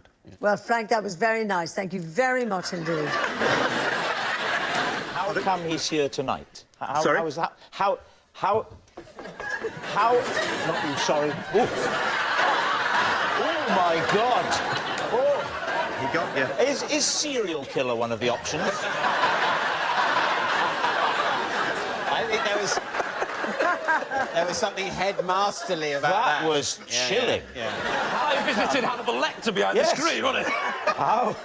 How come he's here tonight? How has that come about? Gloria did a show called The Masked Singer a while ago with a white head on or something. Yes. I was Snow Leopard, just for the record. Thank you.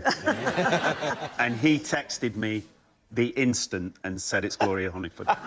Wow. There you go, see? And within a week of that, I was asked to come on this show because David Tennant turned it down.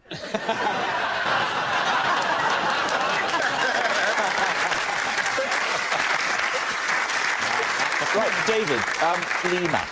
Now, what about him? So, a tuba and a satsuma. Talk us through it, Lee. This is Frank. I ruined his rendition of Silent Night when I blocked his tuba with my satsuma. I'm not sure there's any other information you need. First question, do you mean a literal satsuma, or is that sort of some kind of disgusting innuendo? And just to be clear, do you believe the satsuma is an innuendo or the tuba is an innuendo? At that point, I was imagining that the satsuma was a body part of yours, but the tuba was literally true. I'm now imagining that the tuba is a body part of Frank's, and the satsuma is literally true. Obviously, it could be a straightforward physical interaction between the two of you, in which case I give you joy of it. When was this? About a week before last Christmas. Right, OK. And was Frank playing with the Salvation Army or something? He was, actually. Was he? Yes, thanks. I'll use that. Where was he playing? Where was he playing? Gloria. No, he was playing down the high street where I live, and rumour got out. Rumour got out? Is that their marketing strategy? And it's a nice festive thing. You stand round, and it's nice, isn't it? Salvation Army. What don't you like about Salvation Army, David? If it wasn't for them, you wouldn't be wearing those clothes. Just remember,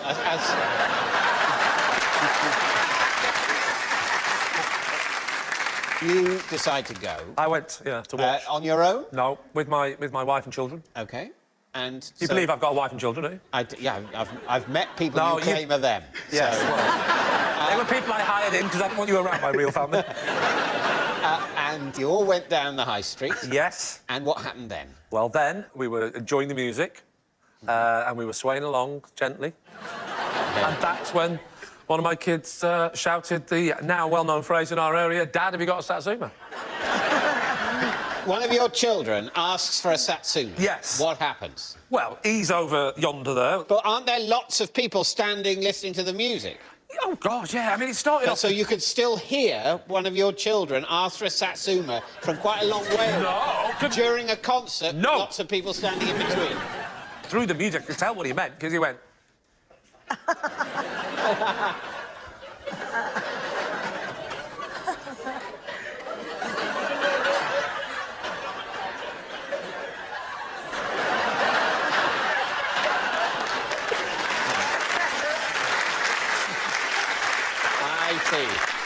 And what was the effect on the music of the satsuma going in the tuba? It just got a little bit more citrusy. That's the way I describe it. I want to know what your wife said at this disgusting, childish behaviour. She said, I'm sick of your attitude and I'm thinking of leaving you. And that was before I'd even thrown it. All right. We need an answer. So, David's team. Is Frank Sophie's tough teacher, Chris's fanatical friend, or Lee's muted musician?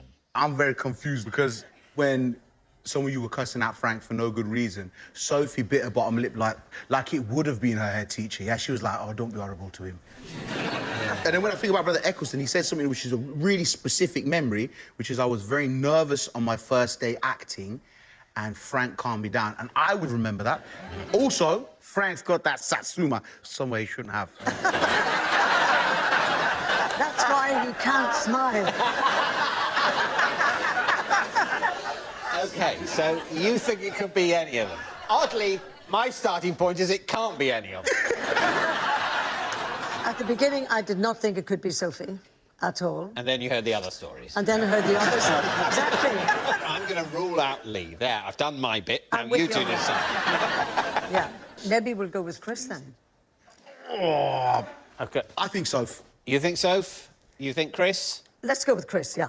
I think we'll go with Chris. You're going to say it's Chris? OK, yeah. So, Frank, would you please reveal your true identity? I'm Frank, and I kicked Sophie out of school for turning up in a bikini. Yes, Frank is Sophie's tough teacher. Thank you very much, Frank.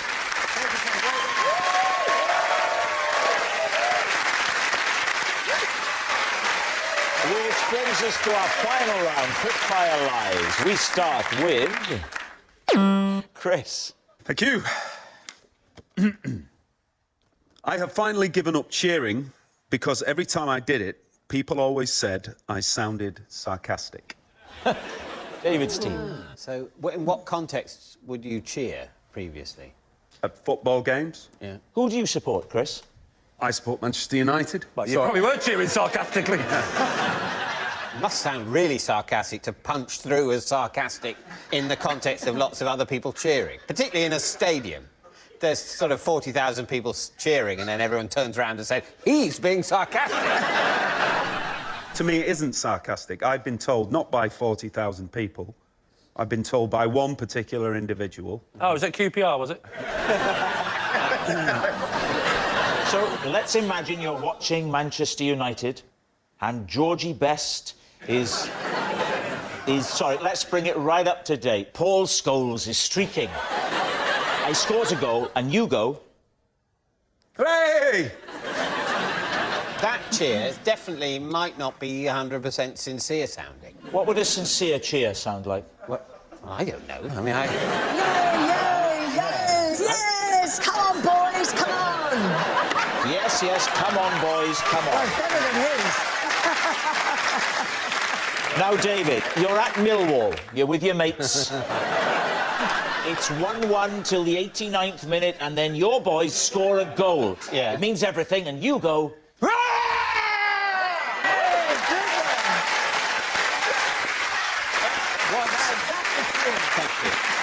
What I tried to infuse that with is a little bit of rage. Yeah. Because I think that's the thing that underlying a lot of football supporting is the rage that this thing that they're into doesn't matter at all. The rage is the issue. I was with my children. Yeah. And I was surrounded by that primal scream kind of reaction. And I muted it, and a guy turned round and said, "You're not really a red, what are you doing in this end? Call that a cheer." And my kids heard it. Oh. And I said, "I'm doing it because I don't want them to see me going, yes! Come on!" Now, that's a lot better. The power. Wow. You see, Rob, you're wrong when you rang me. He is a good actor.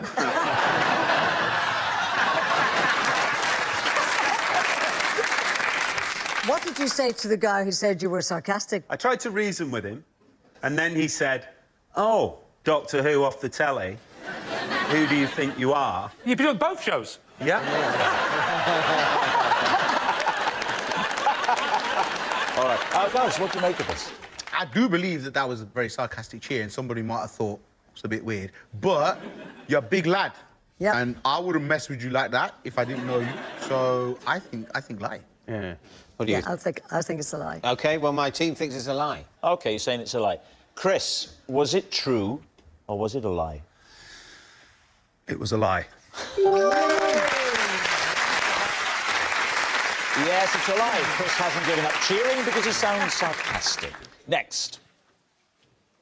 Sophie. All right. I once had a fight whilst dressed as a Christmas elf. David's team. All right. Where were you playing this elf? I worked in the grottos in regularly? Manchester, Wigan and Bolton. I did it for several years.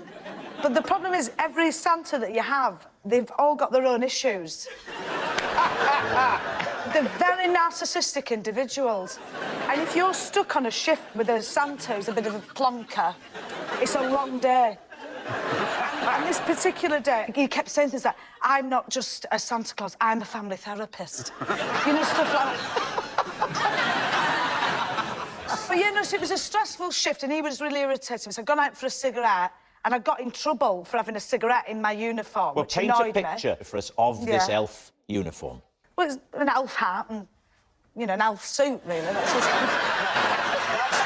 That's not really painting a bit. I could have said elf hat and elf suit. All right, well, half of it was red and half of it was green. It's the usual... All right, have it your way. How many fags did you smoke? I don't know. I mean, to be honest, you smoke in the day, but you never get enough breaks. And even when I quit smoking for a bit, I'd always go, I'm going out for a ciggy, because you're only allowed a fag break. You're not allowed a break. Yeah. What if you just want to stand outside and live a bit longer? That's not allowed. So I kept the uniform on, went for a cigarette, got in loads of trouble. And then another elf was like, oh, we've got to get out of here. Let's get to the pub. We needed this, me and this girl. I was a small elf, you know, 5'3". I looked like an easy target. I got quite a bit of abuse. Christmas elf! And after a bit, it got quite irritating. Anyway, I ended up getting into a rough and tumble with this one woman, and it got very... We're on the floor rolling around. What was she dressed as? She was just herself. She was being... Well, you you can't know that. She could have been a real elf disguised as a normal person. In which case she'd be furious with you. Look how you destroy our reputation. I've been working all year on children's presents. I have one night off. And there you are, smoking and drinking and besmirching the name of elf. OK, so you're on the floor, you're fighting. Yeah. What happens? Well, I'm hair sensitive. You're what, sorry? So that's hair sensitive. You're hair sensitive. Hair. What does that mean? It's a very soft German person. That's very good. Little cracker joke for you there for Christmas. So I'm quite sensitive on the head, so she got a good grip on the hair. That was it. I was done. That was it. Gloria, what do you make of this? I think it's a big fat lie. I don't think she's that kind of girl, really. She's a different kind of girl. Yeah. I don't think she's that kind of girl. I, on the other hand, I think she's that kind of girl. Are you thinking true? 'Cause I'm feeling true. I must say I'm feeling true because of all of the facts. There's a lot of detail. Will you join in? I'll join in, OK. We'll go true. Right, you're going true. We're going to go true, yeah. So, Sophie, was it true or was it a lie? It was true.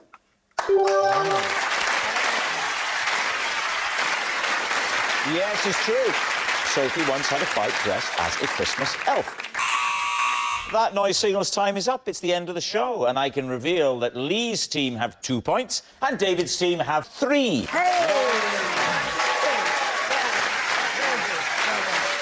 Thanks for watching. We'll see you next time. Good night.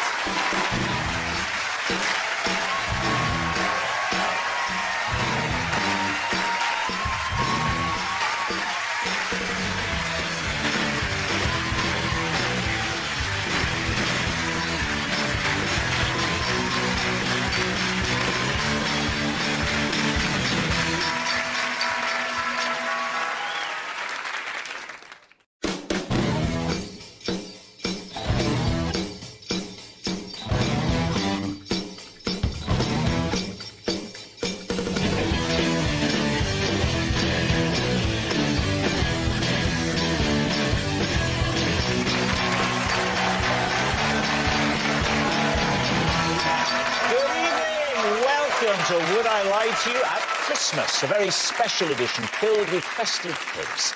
On David Mitchell's team tonight, a legendary actor who's won an Oscar, a BAFTA and a Golden Globe.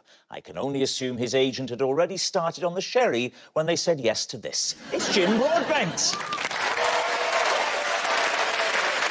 And an award-winning comedian from New Zealand, where, of course, Santa goes down the chimney anti-clockwise. It's Rose Matafeo. And on Lee Mack's team tonight, an iconic presenter who hosted the news for nearly 2 decades. Imagine that, sat behind the same desk, talking to the same camera, year after year after year. Welcome to Series 15. It's Angela Rippon. And a comedian and actor who's played a naive priest and a naive superhero. And we took advantage of that naivety to persuade him to do this show. It's Ardal O'Hanlon. We begin with round 1, Home Truths, where our panellists read out a statement from the card in front of them. To make things harder, they've never seen the card before. They have no idea what they'll be faced with. It's up to the opposing team to sort the fact from the fiction. Ardal, you're first up. Right.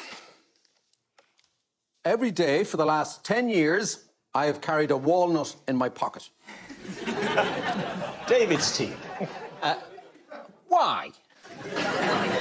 Well, because it was given to me in exceptional circumstances.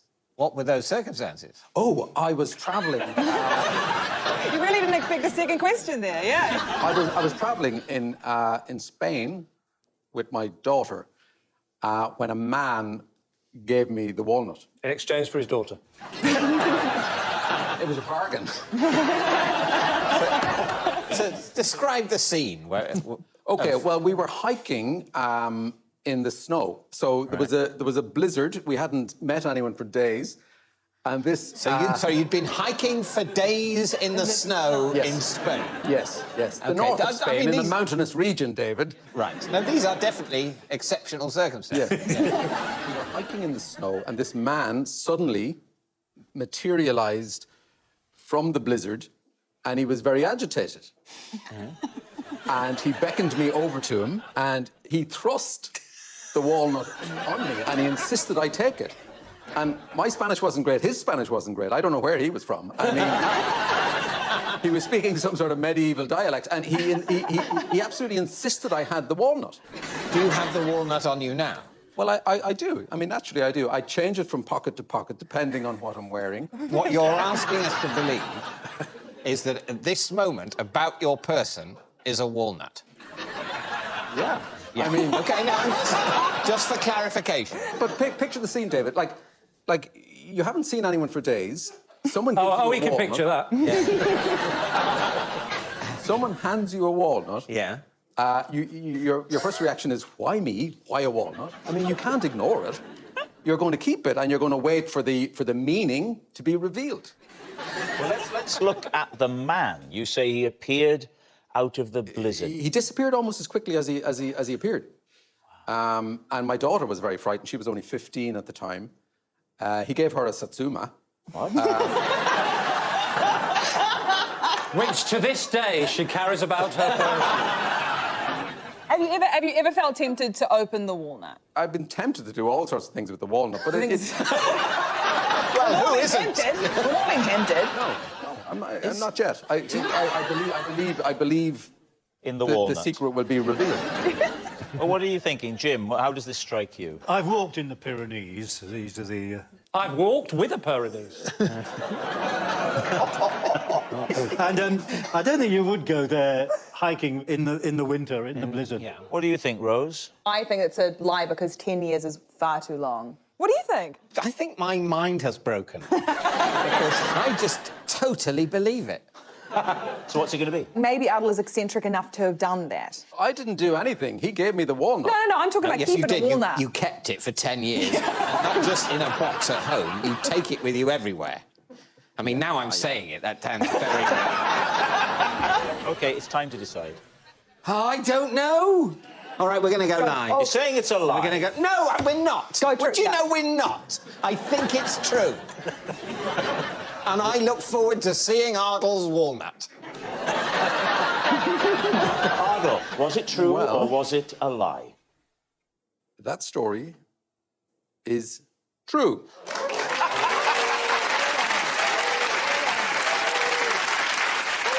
It's true. And he's actually got it. There it is. It's the walnut. Yes, it's true. Ardel has carried a walnut in his pocket for the last 10 years. Angela, you're next. On the dance floor at a BBC Christmas party, I once gave Terry Wogan a black eye when I accidentally high-kicked him in the face.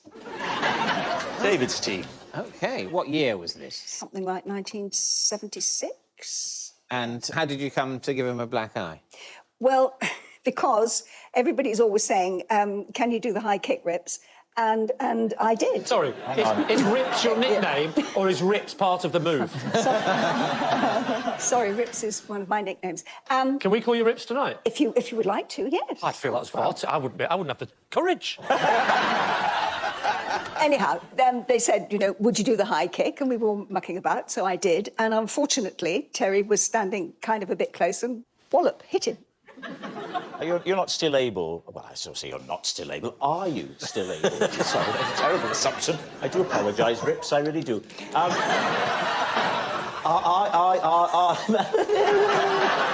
Get it out! Come on, I'll sit. Are you still are you still able to do it? You know? Yes. You are.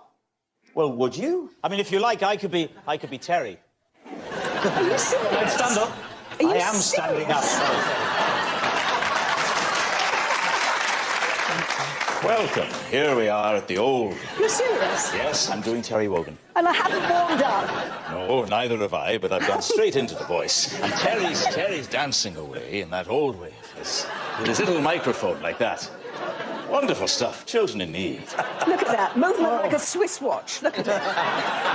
Well, why not listen to me in the morning on the radio or watch me on the television? You can't get rid of me whenever you like, Angela. Here we go now. Ready? I'm ready. Here. Gee! Whoa! Good Lord!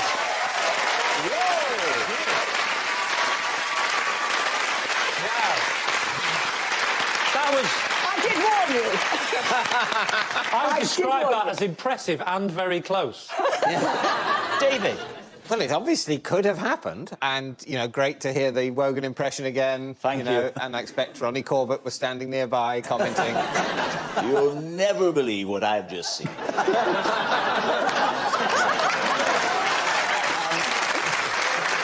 Right, Jim, what do you think? I'm tempted to think it's a lie. It's a lovely story to invent. It's almost too good to be true. Almost too good to be true.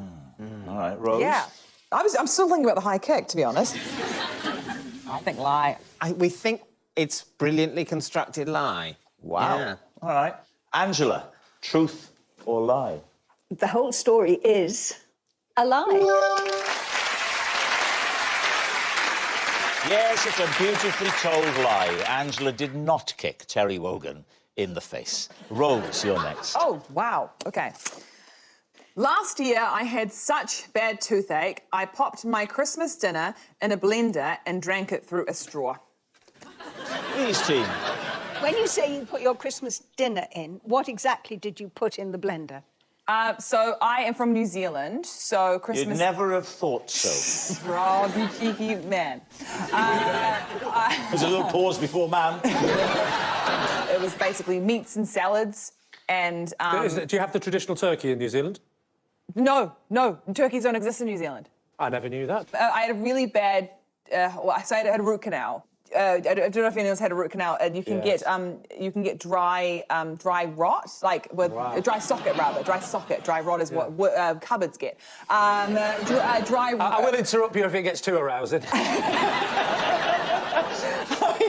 So I got dry socket. Oh, there you go. Yeah.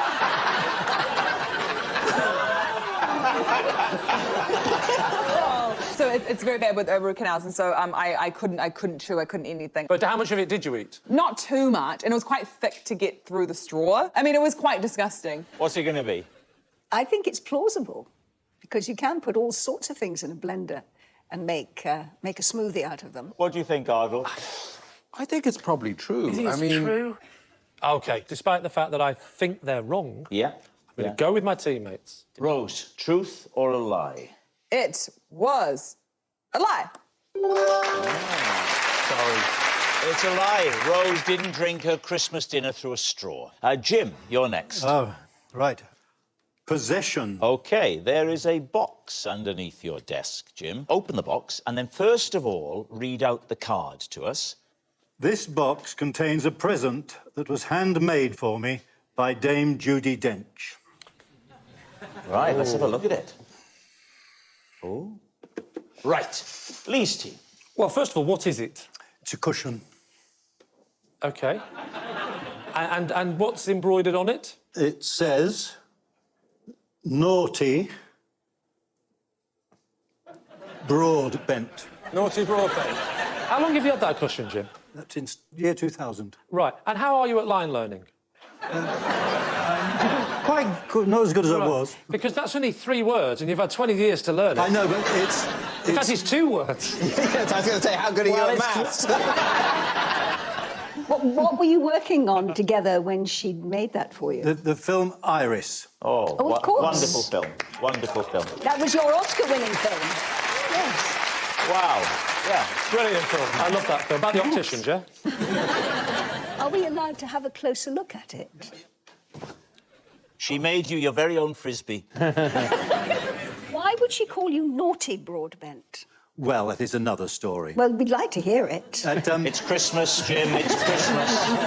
Well, Rob, can I just ask why you stood there like a cushion security man? Because if this does turn out to be from the Great Dame, then we wouldn't want any harm to come to it. But the reason she called me naughty in this cushion is we used to have a cat called Naughty. And when I took the cat to the vet and was waiting in the reception with all the other people with their various animals, the receptionist said, "Naughty Broadbent?" And I had to stand up and go, "That's me." Had Dame Judy ever met the cat? No, she hadn't met the cat, but she liked the story I told her. Right. Where's the cushion currently live? It comes... There's a little child's chair. Oh, who made that? Thora Hird? I don't know, somebody in the 19th century. Thora Hird. So what's it going to be, then? I am leaning towards it being the truth. Truth. Ardle? Oh, it's true. It's a beautiful gift made with love for a lovely man. Gonna go with my team and say it's true. Jim, was it true or was it a lie? That was, in fact, true. It's true. Jim really was given that cushion by Dame Judi Dench. Our next round is called This Is My, where we bring on a mystery guest who has a close connection to one of our panellists. Now, this week, each of Lee's team will claim it's them that has the genuine connection to the guest. It's up to David's team to spot who is telling the truth. So joining us by video link, please welcome this week's special guest, Hugh.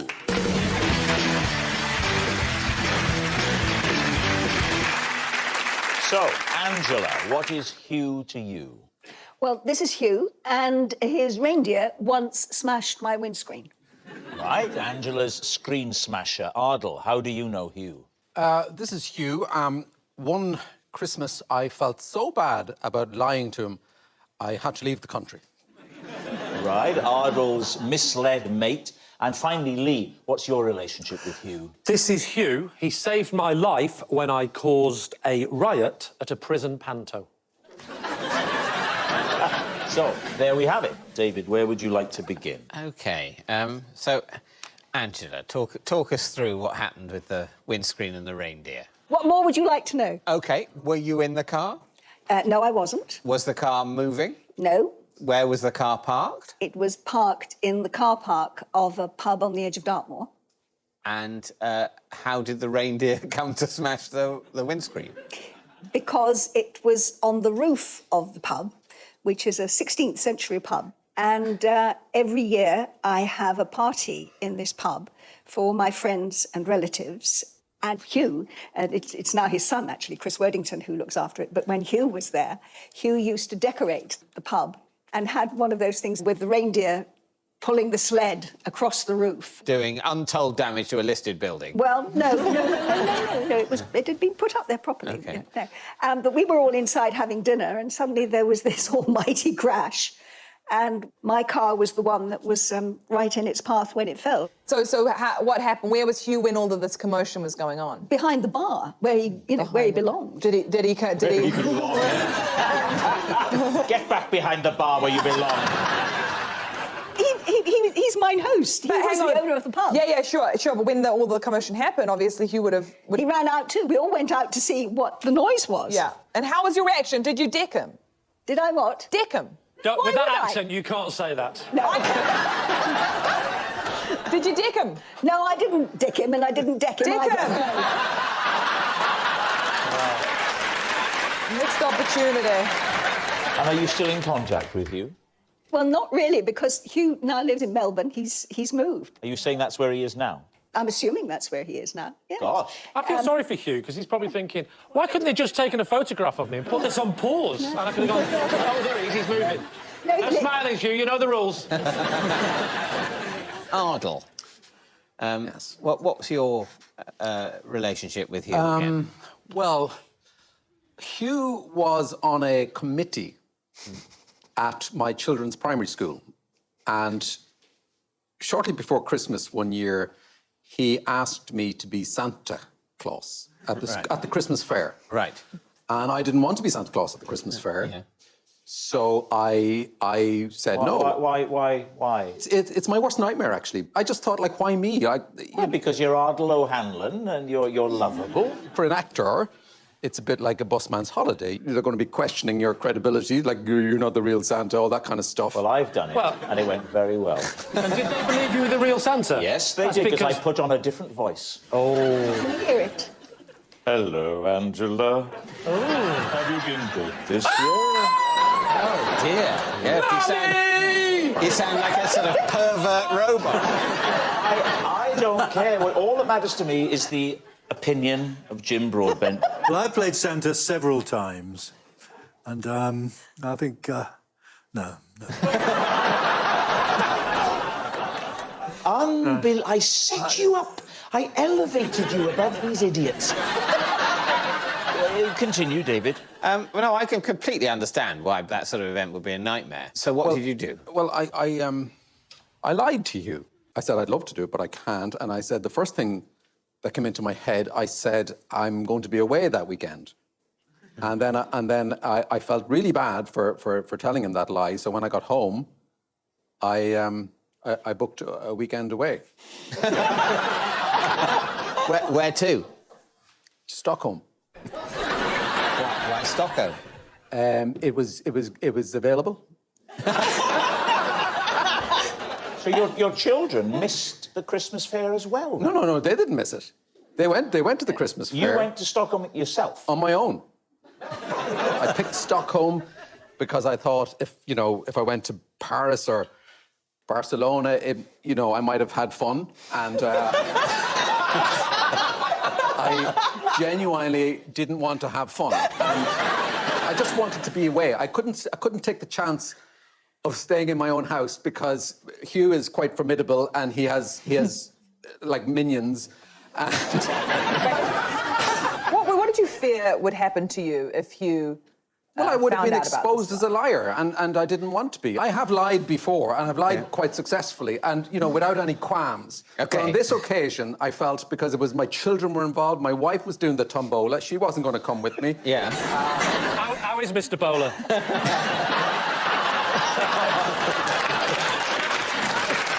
You have to ask her. I don't know.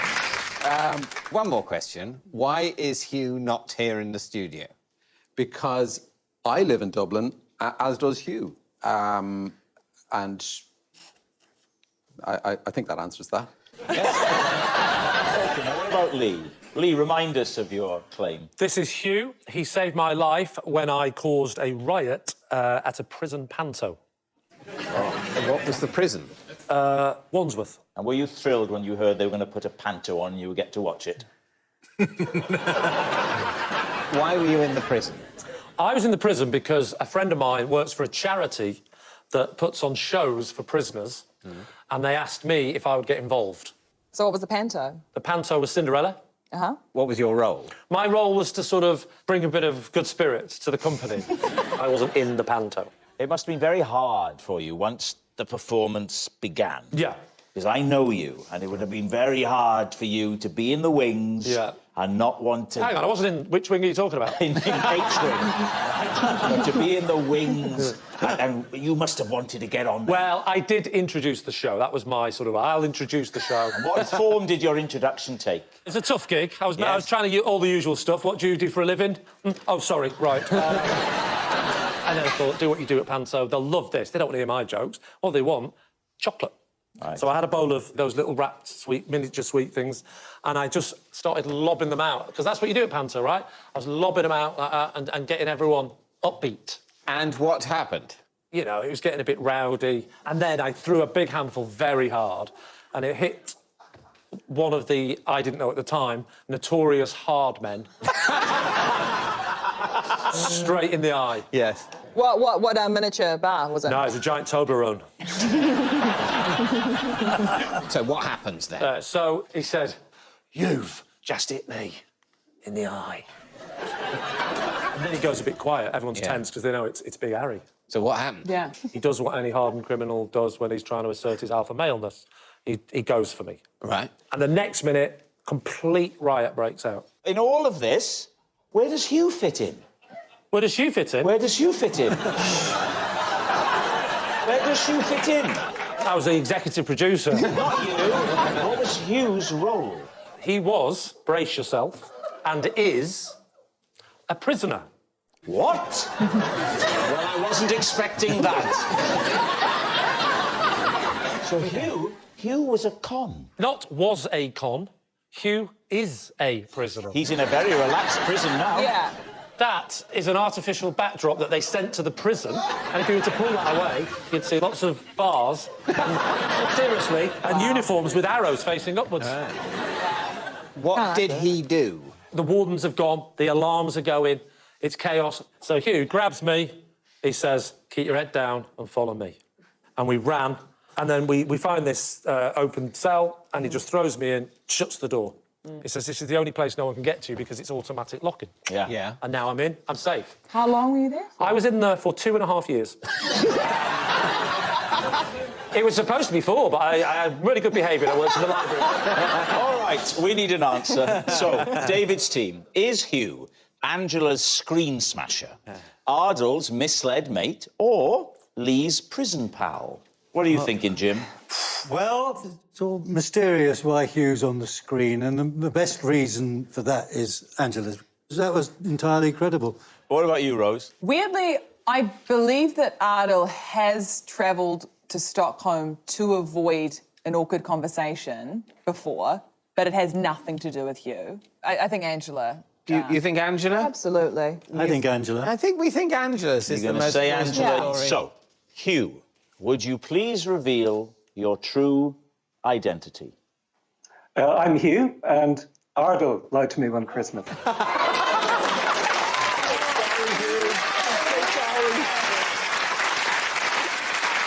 Yes, Hugh is Ardle's misled mate. Thank you very much, Hugh.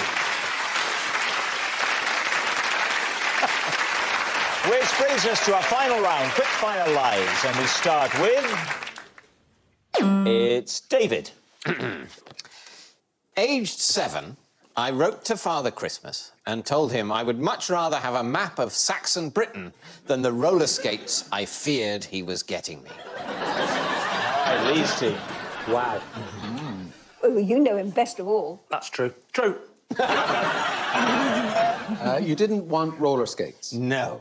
Why did you think he was getting your roller skates? Roller skates were a popular toy around, you know... I'm not saying they're just a toy. Of course, they're I don't know, a sports item, a novelty shoe. Yeah.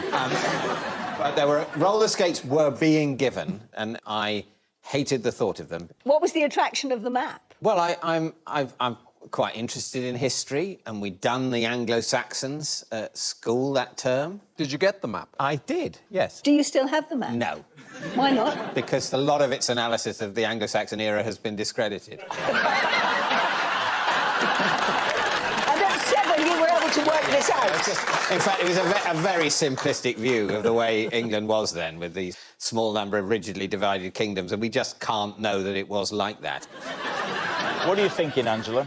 Yeah, it's the kind of nerdy thing he probably would have done when he was 7. Yeah. I mean, it's plausible, but I don't think it's true. I am actually 50-50 on this. I think we're going to say... I think it's true. I'm going with Angela. You're going to say it's true. OK. David, truth or lie? It is a lie. Of course it's a lie. Next. It's Jim. My first acting agent said my name was too boring, so for a year I called myself Blake Diamond. Wow. When you changed your name to Blake Diamond, what sort of films were you in? Were they legal? It was way before I saw a camera. Did you get any work as Blake Diamond? No. Nothing? Not at all, and I didn't get one job. But at the same time, I was thinking, right, I've got to get some USP. Had you considered any other names before Blake Diamond? Len Theatre. Wow. but I thought that would attract attention, that would anchor me in where I wanted to be. It certainly does what it says on the tin. Steve, give him the job. All right, what are you going to say? What do you think? I think a man of his sophistication would have come up with a better name that would have got him more work. What name should you have gone with, Ardle? Tony Sunshine.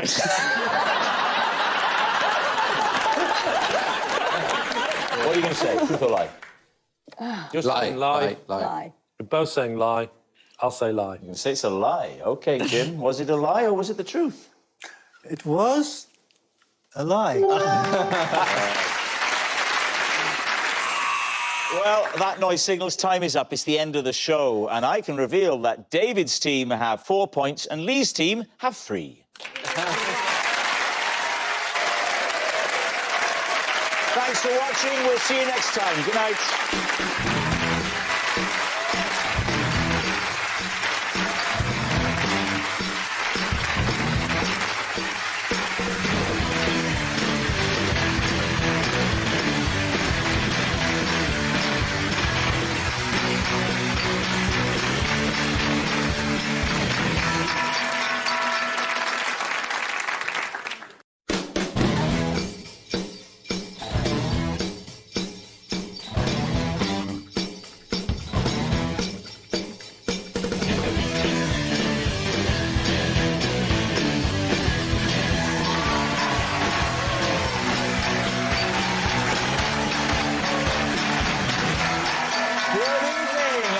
Welcome to Would I Lie to You at Christmas, a very special edition filled with festive fibs. On Lee Mack's team tonight, a comedian and actor who has played a social worker and a nurse. So please, stand outside your front door and clap for Joe Brand.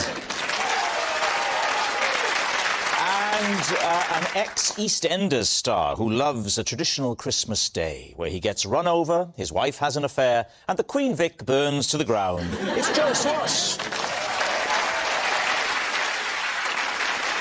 And on David Mitchell's team tonight, a comedian and host of the show Travel Man, or as it was renamed for 2020, Staying in the House Man, it's Joe Lycett. And a talented and versatile actor who tonight is taking on her toughest role yet, pretending to be happy being on David's team. It's Ruth Madeley. We begin with round 1, Home Truths, where our panellists read out a statement from the card in front of them. Now, to make things harder, they've never seen the card before. They have no idea what they'll be faced with. It's up to the opposing team to sort the fact from the fiction. Joe Lycett is first tonight. Oh, yes, OK. I once had a fight with a flamingo and won. Last Christmas, the biggest family row in the Lycett household was over how many doof-doofs there are in the EastEnders closing theme tune. Oh. Lee Mack's team. So you mean the bit just before the music starts, I mean, obviously, you know, you were in EastEnders. Yeah, but I never actually got myself a duff-duff. Oh, no. I was there for 6 years, no duff-duff. You never had a duff-duff? I had one duff-duff, and Wendy Richards was in it, and then when they took it to the edit, they zoomed in on her and cut me out of the duff-duff. How many duff-duffs did your family decide there were? So, it was a generational gap. Yeah. So me and my sister thought there were 8, because there are 8. My parents thought there were 7. Give us your 8. Doof, doof, doof, doof, doof, doof, doof, doof. Oh, I think you're wrong. Excuse me, though. No, that can't be. That's not how many doof-doofs there are. That's how many doofs there are. If the unit is doof-doof, then there are 4. He does have a point, you know. David has never been invited to someone's house for Christmas. I think you stuck too many doofs in there. Go on, you do it. Doof, doof, doof, doof, doof. No. That's not it. You weren't in the show! Did you, at the end of the night, find out exactly how many duff-duffs there were, or did you just leave it, we're right, you're wrong, without no Yeah, sort basically, we didn't rewind. So we don't were on actually know something else. right now with our 8. Well, we do, it's 8. It is Well, 8. You ain't really checked it, have you? Yeah, I have. You have checked it? But you didn't because check it I've at the watched time. EastEnders and I know... But I've watched EastEnders, but I don't ever count... I don't think you have. I think there's only 3, because I think the fast ones at the end aren't duff-duffs, they're something else. Like a little... I'm sort of with Joe. I think it's probably 2 to 2.5 doof-doofs or 4 to 5 doofs What's a before the half doof? nature, the nature of the noise changes such that it can no longer be labelled either a doof or a half doof-doof. So, yes. Well, bearing that in mind and knowing your love for music, give us your rendition, then, of the end drum. Now, I feel that would be... I'd be humiliated. Would you like me to give you a lead-in, a dramatic moment? No, thank you. This is Elsie, who works in a laundry. Who's Elsie? She was never in EastEnders. She's a character that I've created. Well, what about Dot Cotton? Come on, Yeah, you look a bit like Dot Cotton. You do a bit. You've got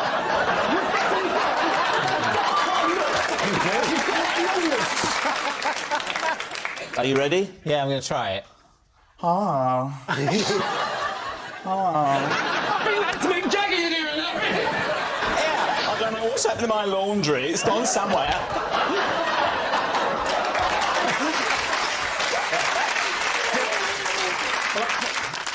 Doof, doof, doof, doof, doof, doof, doof, doof.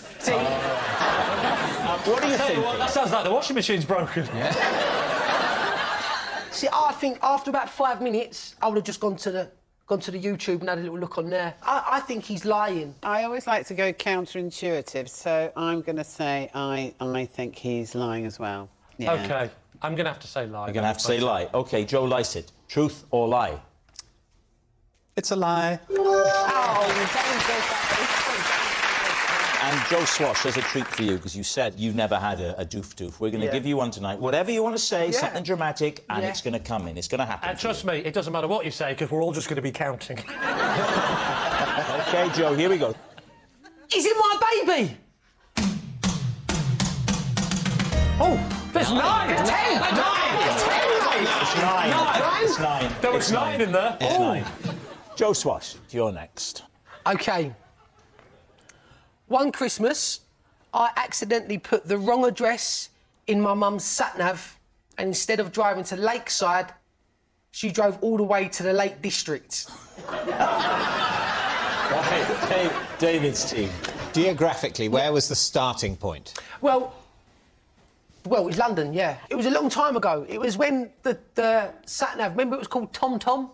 Actually, it wasn't called Tom Tom. What was it called? It was called Tom Tom Tom Tom Tom Tom Tom.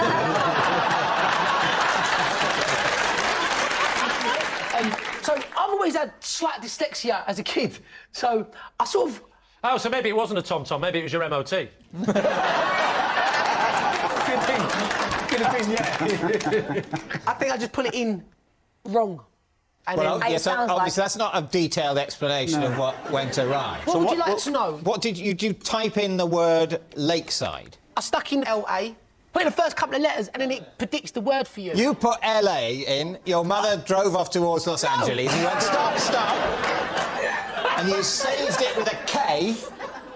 Yes. And then you thought, right, fine, that's fine. There can't be more than one place beginning LAK. It finished Lake Windermere, off she drove. No, I must have put in the lake, and then it filled the rest in, and I must have pressed Lake District, taking for granted that. And you are saying, with a straight face, that your mum, was it just your mother? No, it wasn't my mum. It was my mum and her next-door neighbour, Debbie. Right. They just kept driving until it got dark. And then what my mum said is that they got so scared because it was just them two in the car and they didn't know where they were going. My mum doesn't know how to do the sat-nav and all that business. That they thought it would be safer just to continue to where they were going and then just work out what to do the next day. So they went to the Lake District. They arrived in the Lake District? Yes. It took them in like the dark. 6 hours. Yeah, they took what? 6 hours? Yeah, they took some wrong turns. So they had to get a hotel and stay in the Lake. I swear. Come on. I'm telling you. I have to say, we've been doing this show for many years, and Rob has never, in the middle of it, gone, no. So after about 3 hours in, they got so far that they weren't going to come back in the same day. They were going to continue and stay where they were. Yeah. Debbie phoned her husband, which I think they should have done a lot earlier because he's a cab driver. Even if he wasn't, it would make sense, really, to make contact. So what do they do, Joe? Did they stay over there? They stayed over. And then what? I got a phone call. Yeah. They were fuming. They must have been livid. The thing was like that. My mum didn't know where anything was. She didn't know how to get to places. So she would follow that sat-nav regardless whether it took her into the sea, she'd be in the sea, she'd follow it. So, And yet you put the destination in with such little care. Well, I just didn't think I was going to... Honestly, when she told me, even I was surprised. I asked all the same questions as you asked, like, why didn't you come home? Why did you stay? None of it made sense to me either. But the one thing she said was that they were very scared, they didn't know where they were going, so they just carried on following the blue line to the end of the destination. And then in the morning, they worked out, I think they asked someone in the hotel that they had to stay in, and then the fella reprogrammed it to come back to London the next day. Joe Lycett, what are you thinking? I think it might be true. I can see real hurt in him. It's doable. It is doable with the dyslexia thing. If it's a lie and you pick up that card, you're not going to follow through on, yes, they discovered halfway through the journey that they were heading to totally the wrong place, but decided that the thing to do was to follow through on the entire journey. It's more plausible that it happened than that Joe invented that just now. Basically, David's saying there's more chance your mother's stupid than you are creative.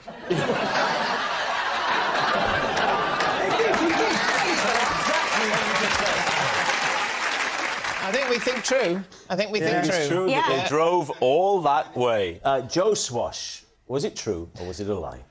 Yeah, it happened, yeah. Yes, it's true. Joe did accidentally send his mum to the Lake District. Ruth, you're next. Right. Because my dog hates loud noises so much, I always put earmuffs on him before we pull our Christmas crackers. At least. Right. What type of dog do you have? I have a British bulldog. The dog don't mind having these on his ears? No, not at all. How old is your dog? He's 2. If I've got a new dog and we're having Christmas dinner and he don't like the bang, I'll put him in another room. So why am I going to put in all the effort to kind of teach him to put his earmuffs on? Why would you, like, okay, I don't think, did you say teach him to put the earmuffs on? I mean, I don't think she suggested, no, oi, Bonzo, we're about to pull again, stick them on. The dog's going, Okay, right. Okay.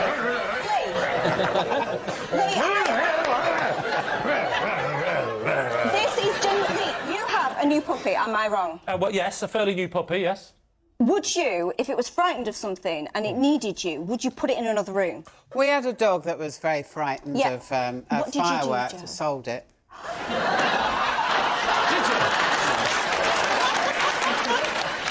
Did you? I don't know if you got advice from a vet or something about what to do, or... We were given the name of this dog specialist who could help with anxiety. What was his qualifications? I didn't read his qualifications. I suspect he might have been a market trader that also sold earmuffs. They didn't need to give me earmuffs.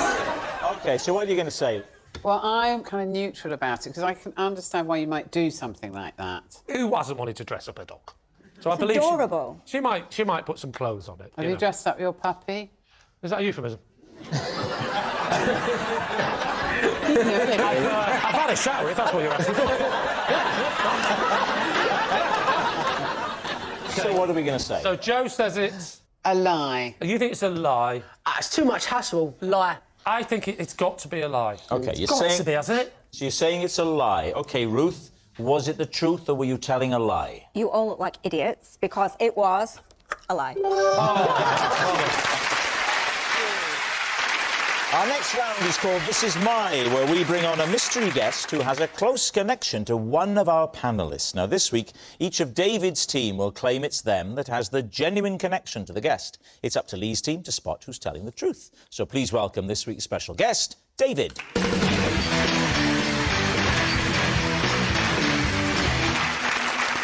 So, Joe Lycett, what is David to you? This is my neighbour David, and last year, to save money, we time-shared a Christmas tree. Ruth, how do you know David? This is David, and he walked into a charity shop just as I was donating the gift he'd given me a few days earlier. Right, Ruth's charitable chum. And finally, David, what is your relationship with David?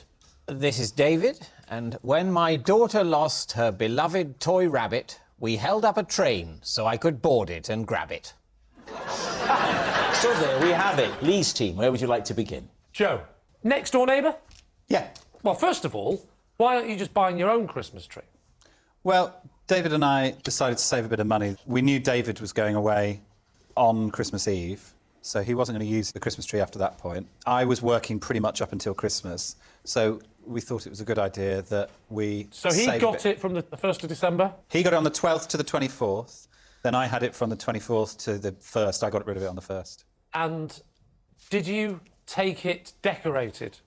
Yeah. Just in one like that and just plonk it in your house? So that's why we won't do it again, because we worked out that the savings that we made from sharing the cost of the tree, which was about 60 quid, we saved that, but the amount of baubles that we lost in the transit.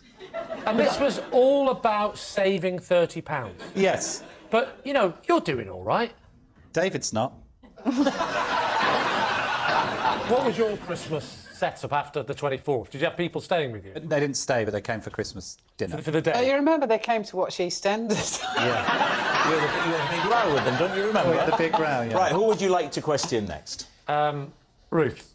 Yes. Can you remind us of your... Davy's my cousin, and he walked into a charity shop just as I was donating the gift he'd given me a few days earlier. What was the gift? What was the gift, first of all? Right, it's one of those, you know, them really ugly porcelain pig things that open. Huh? You know them on Cookie jar? Yeah, but smaller than a cookie jar. Not big enough for a cookie jar, so you couldn't even use it for that. So, sorry, you've gone into the charity shop to get rid of this pig thing? Yeah, that's the only words that can Your cousin's describe it. walked in? Yeah. And gone, taking a pig for a walk? What are you doing with a pig? I didn't expect him to be there. Did you carry on with the process of, like, let's get rid... Yeah, talk us through exactly what happened after he walks in. Right, David came in because he saw me. There was absolutely no other reason for him to go in the charity shop. You could tell he was really upset, but without wanting But to... did he mention... What did he say? He went, oh, what are you doing? Like, he just pointed at this pig that I'm holding. Yeah. And I panicked, so I said, look, I didn't want to tell you at the time, but I've already got one. Ah. So when did he actually find out the truth then? So I had to call David and tell him I was coming on Would I Lie to You? And I can't stand the thought of hurting anyone's feelings. So you thought you'd bring him on national television and humiliate him? No, we've since spoke, and he's lovely. Right. Now, Lee, what about David? David, remind us of your claim and your statement. This is David, and he helped me board a train to rescue a rabbit. First of all, where were you going from? I was going from London to Cardiff. With your wife and child? Exactly. Was you going there for a reason? What do you mean by that? You're going to have a reason to go to Cardiff? Oh, you come down here with your Cockney patter. People go to Cardiff just because they want to visit it. Sorry, mate. Did you like it there, David? It was very nice. Did you Obviously, like it? I'd put Carlisle into the train app, so...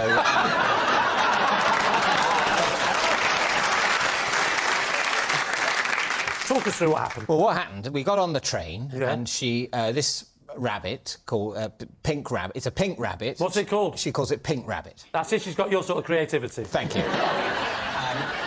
And it's her second favourite cuddly toy. Who's the favourite? The favourite is another rabbit. He's called Wiggles. Wiggles? Oh, OK. Aww. But Wiggles never leaves the house. Oh, has he got an asbo? It's better we always know where Wiggles is. Oh, OK. But Pink Rabbit is the favourite of the toys she will take out of the house. How had you acquired the rabbit? Where did the rabbit come from? It was probably a Christmas present at some point. But the thing is, it was around for a couple of years. It's among the various... She got lots of toy rabbits and that sort of thing. And then suddenly, and I'm not quite sure why, Pink Rabbit came to favour. It was like Stalin emerging as the front runner of the Politburo. You know, Are you still doing the bedtime stories? He wasn't the obvious successor to Lenin, but then a few years later, suddenly he's in charge. So Pink Rabbit has had a meteoric rise. Right. Yeah. You get off the train at Cardiff. Exactly. And when do you realise the rabbit's gone? When we've got to the hotel and my wife realises, and a look that of... she's married to you and has a breakdown. Thank you. As always, you've made it so Christmassy. But then she sort of takes me aside and says, I don't think we've got Pink Rabbit.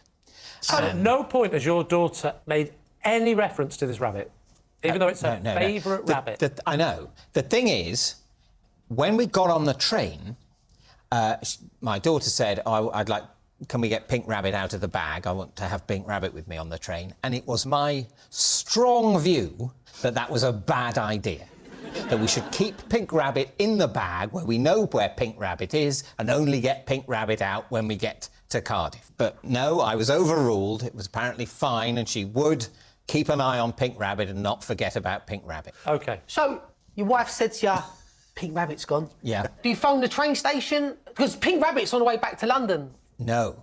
No? No. Pink Rabbit is on the way to Swansea. Yeah. Where it is going to turn round and then head back to London via, and here's the loophole... The Lake District. No, via Cardiff. The train is coming back via Cardiff. So you know now where the train is headed. So what do you decide to do? We go to Cardiff station in order to get on it and look for Pink Rabbit. But you said a cuddly toy. Oh, yes. How many children do you have? One. Well, of course, classic only child scenario. I've got 5. I would have said the rabbit's dead. Get on with your life. So what happened? Well, we went to the station. Yeah. David was in the sort of glass room / booth next to the barriers. It's nice that he's brought it with him. We went up to him and said, look, we haven't got tickets for the train, but we don't want to get on the train. We want to go and retrieve a toy rabbit. And he looked quite stern and severe and then nodded and went, yeah, that's fine. And it was a wonderful moment of possibility. Right. So then what happened? The train comes into the station. My wife goes to the front of the train to talk to the driver. She's such a flirt. We've worked out where our carriage would be coming in. Yes. I get on the right carriage to look for Pink Rabbit, and as it turned out, thankfully find Pink Rabbit, and then get off the train. The bit we haven't heard yet is that if you have specifically said, I don't think the rabbit should leave the bag, Yeah. and then you get to the hotel and she says, oh, we haven't got the rabbit, how did that conversation go? Well, what can I say? I'm a hell of a guy. Then what did you actually say? I did not say, I told you so. You didn't say I told you so. I did not say you I told you so. might not have said it with your mouth. Did you say it with your eyes? Oh, well, I can't Did you go? affect that, can I? What they're doing. They're always admonishing everyone. But no, I didn't say that because I knew my wife would already have been thinking it. It was not necessary for me to say those words because they were already in her brain. So be honest. And at some point she is going to say, you told me so, for me, as indeed she subsequently did. And so That is when a relationship is working.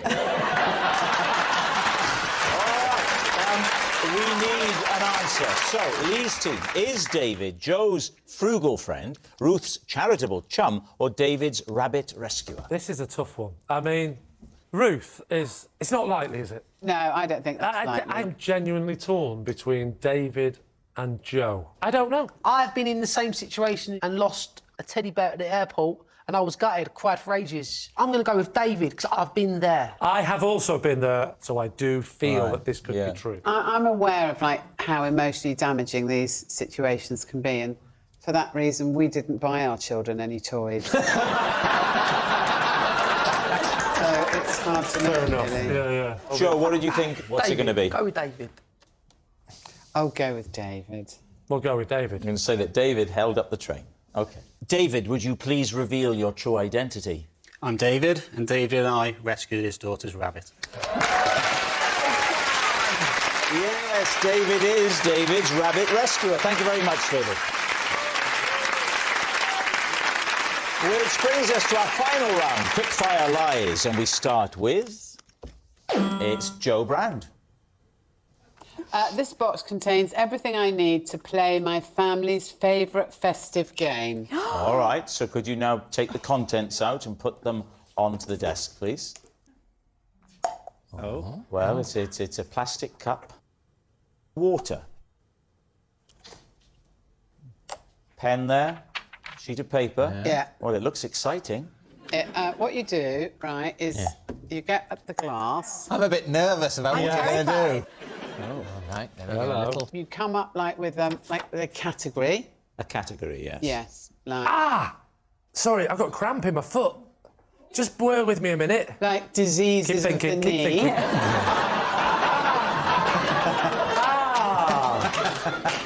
You all right? That's better, thank you. Carry on. So you've come up with a category, yes? Yeah, so, and I'm going to start the game off. So I think of something in that category, and I write that down on a bit of paper. Yes. You have got to come up with something from the category, Yes. which is trees. Yeah. So you each say a tree, and if anyone says the tree that I've written on the paper, I throw this over them. Oh, let's play it. Let's play it. I'll give you a category. The category is things you might find in a Christmas dinner. So food items in a Christmas dinner. Right, now fold the paper up. Don't let them see it. Okay. OK. Now, Joe, Lee and Joe Swash are your sons. They've come home. No. They're back from the youth Would detention you like my centre. friend Robert to play? Yeah. My mum says you can play. Thanks. You can come in and have a play. We're all playing the game. Oh, hang on a minute. No, wait a minute. I'm being told that my desk is not waterproof. Oh, yeah. But you're... No, seriously, but theirs is. Oh, my God, yes! Yes. Now, my desk also. I'm so sorry. Sorry, I've just been told my skin is soluble. I'm telling you the truth. That's what they're telling me. So remember now, boys, the category is things in a Christmas dinner. Get ready. Here we go. Let's get the tension. Sorry. OK. Yeah. Lee Mack, something you'd find in a Christmas dinner. OK, I'm going to go for a... nut roast. Ooh. Oh, the tension there when she said was, it. yeah, Wow. OK. Joe Swash. A Brussels sprout. Oh, it's back to Lee. This is unbearable. Unbearable. I'm going to go for a carrot. Ooh. Oh, Joe Swash. Pigs in blankets. Oh, Lee. Double look me. Turkey. Joe Swash. This is an unbelievably stressful game. Yorkshire pudding. What are you talking about? Yorkshire pudding? Yorkshire pudding in my Christmas dinner? No, this is... Yes. No. Only because it's set the sat nav for Brussels sprouts. Gravy. He said gravy as well. Gravy. He said gravy. Lee Mack. Cranberry sauce. Joe Swash. Bit of turkey.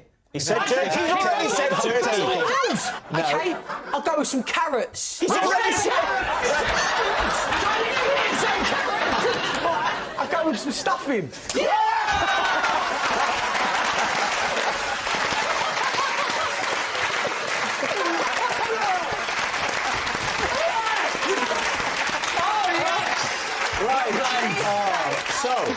That's the happiest thing that's ever happened to me. Was that game genuinely something that Joe plays, or did she just make it up? Truth or lie? Even if it's not, to come up with that on the spot is brilliant. I'm playing that on Christmas Day. Oh, it's a brilliant game. If Joe invented that game in the last few seconds, reading off a card, then, well, she'd be a genius. OK, so what's it going to be? Truth or lie? We're going to say true. OK, Joe, this it's a lie, incredible Christmas game. Oh, my goodness. Truth or lie? It's true. Yes, it's true. Joe does play the game every Christmas.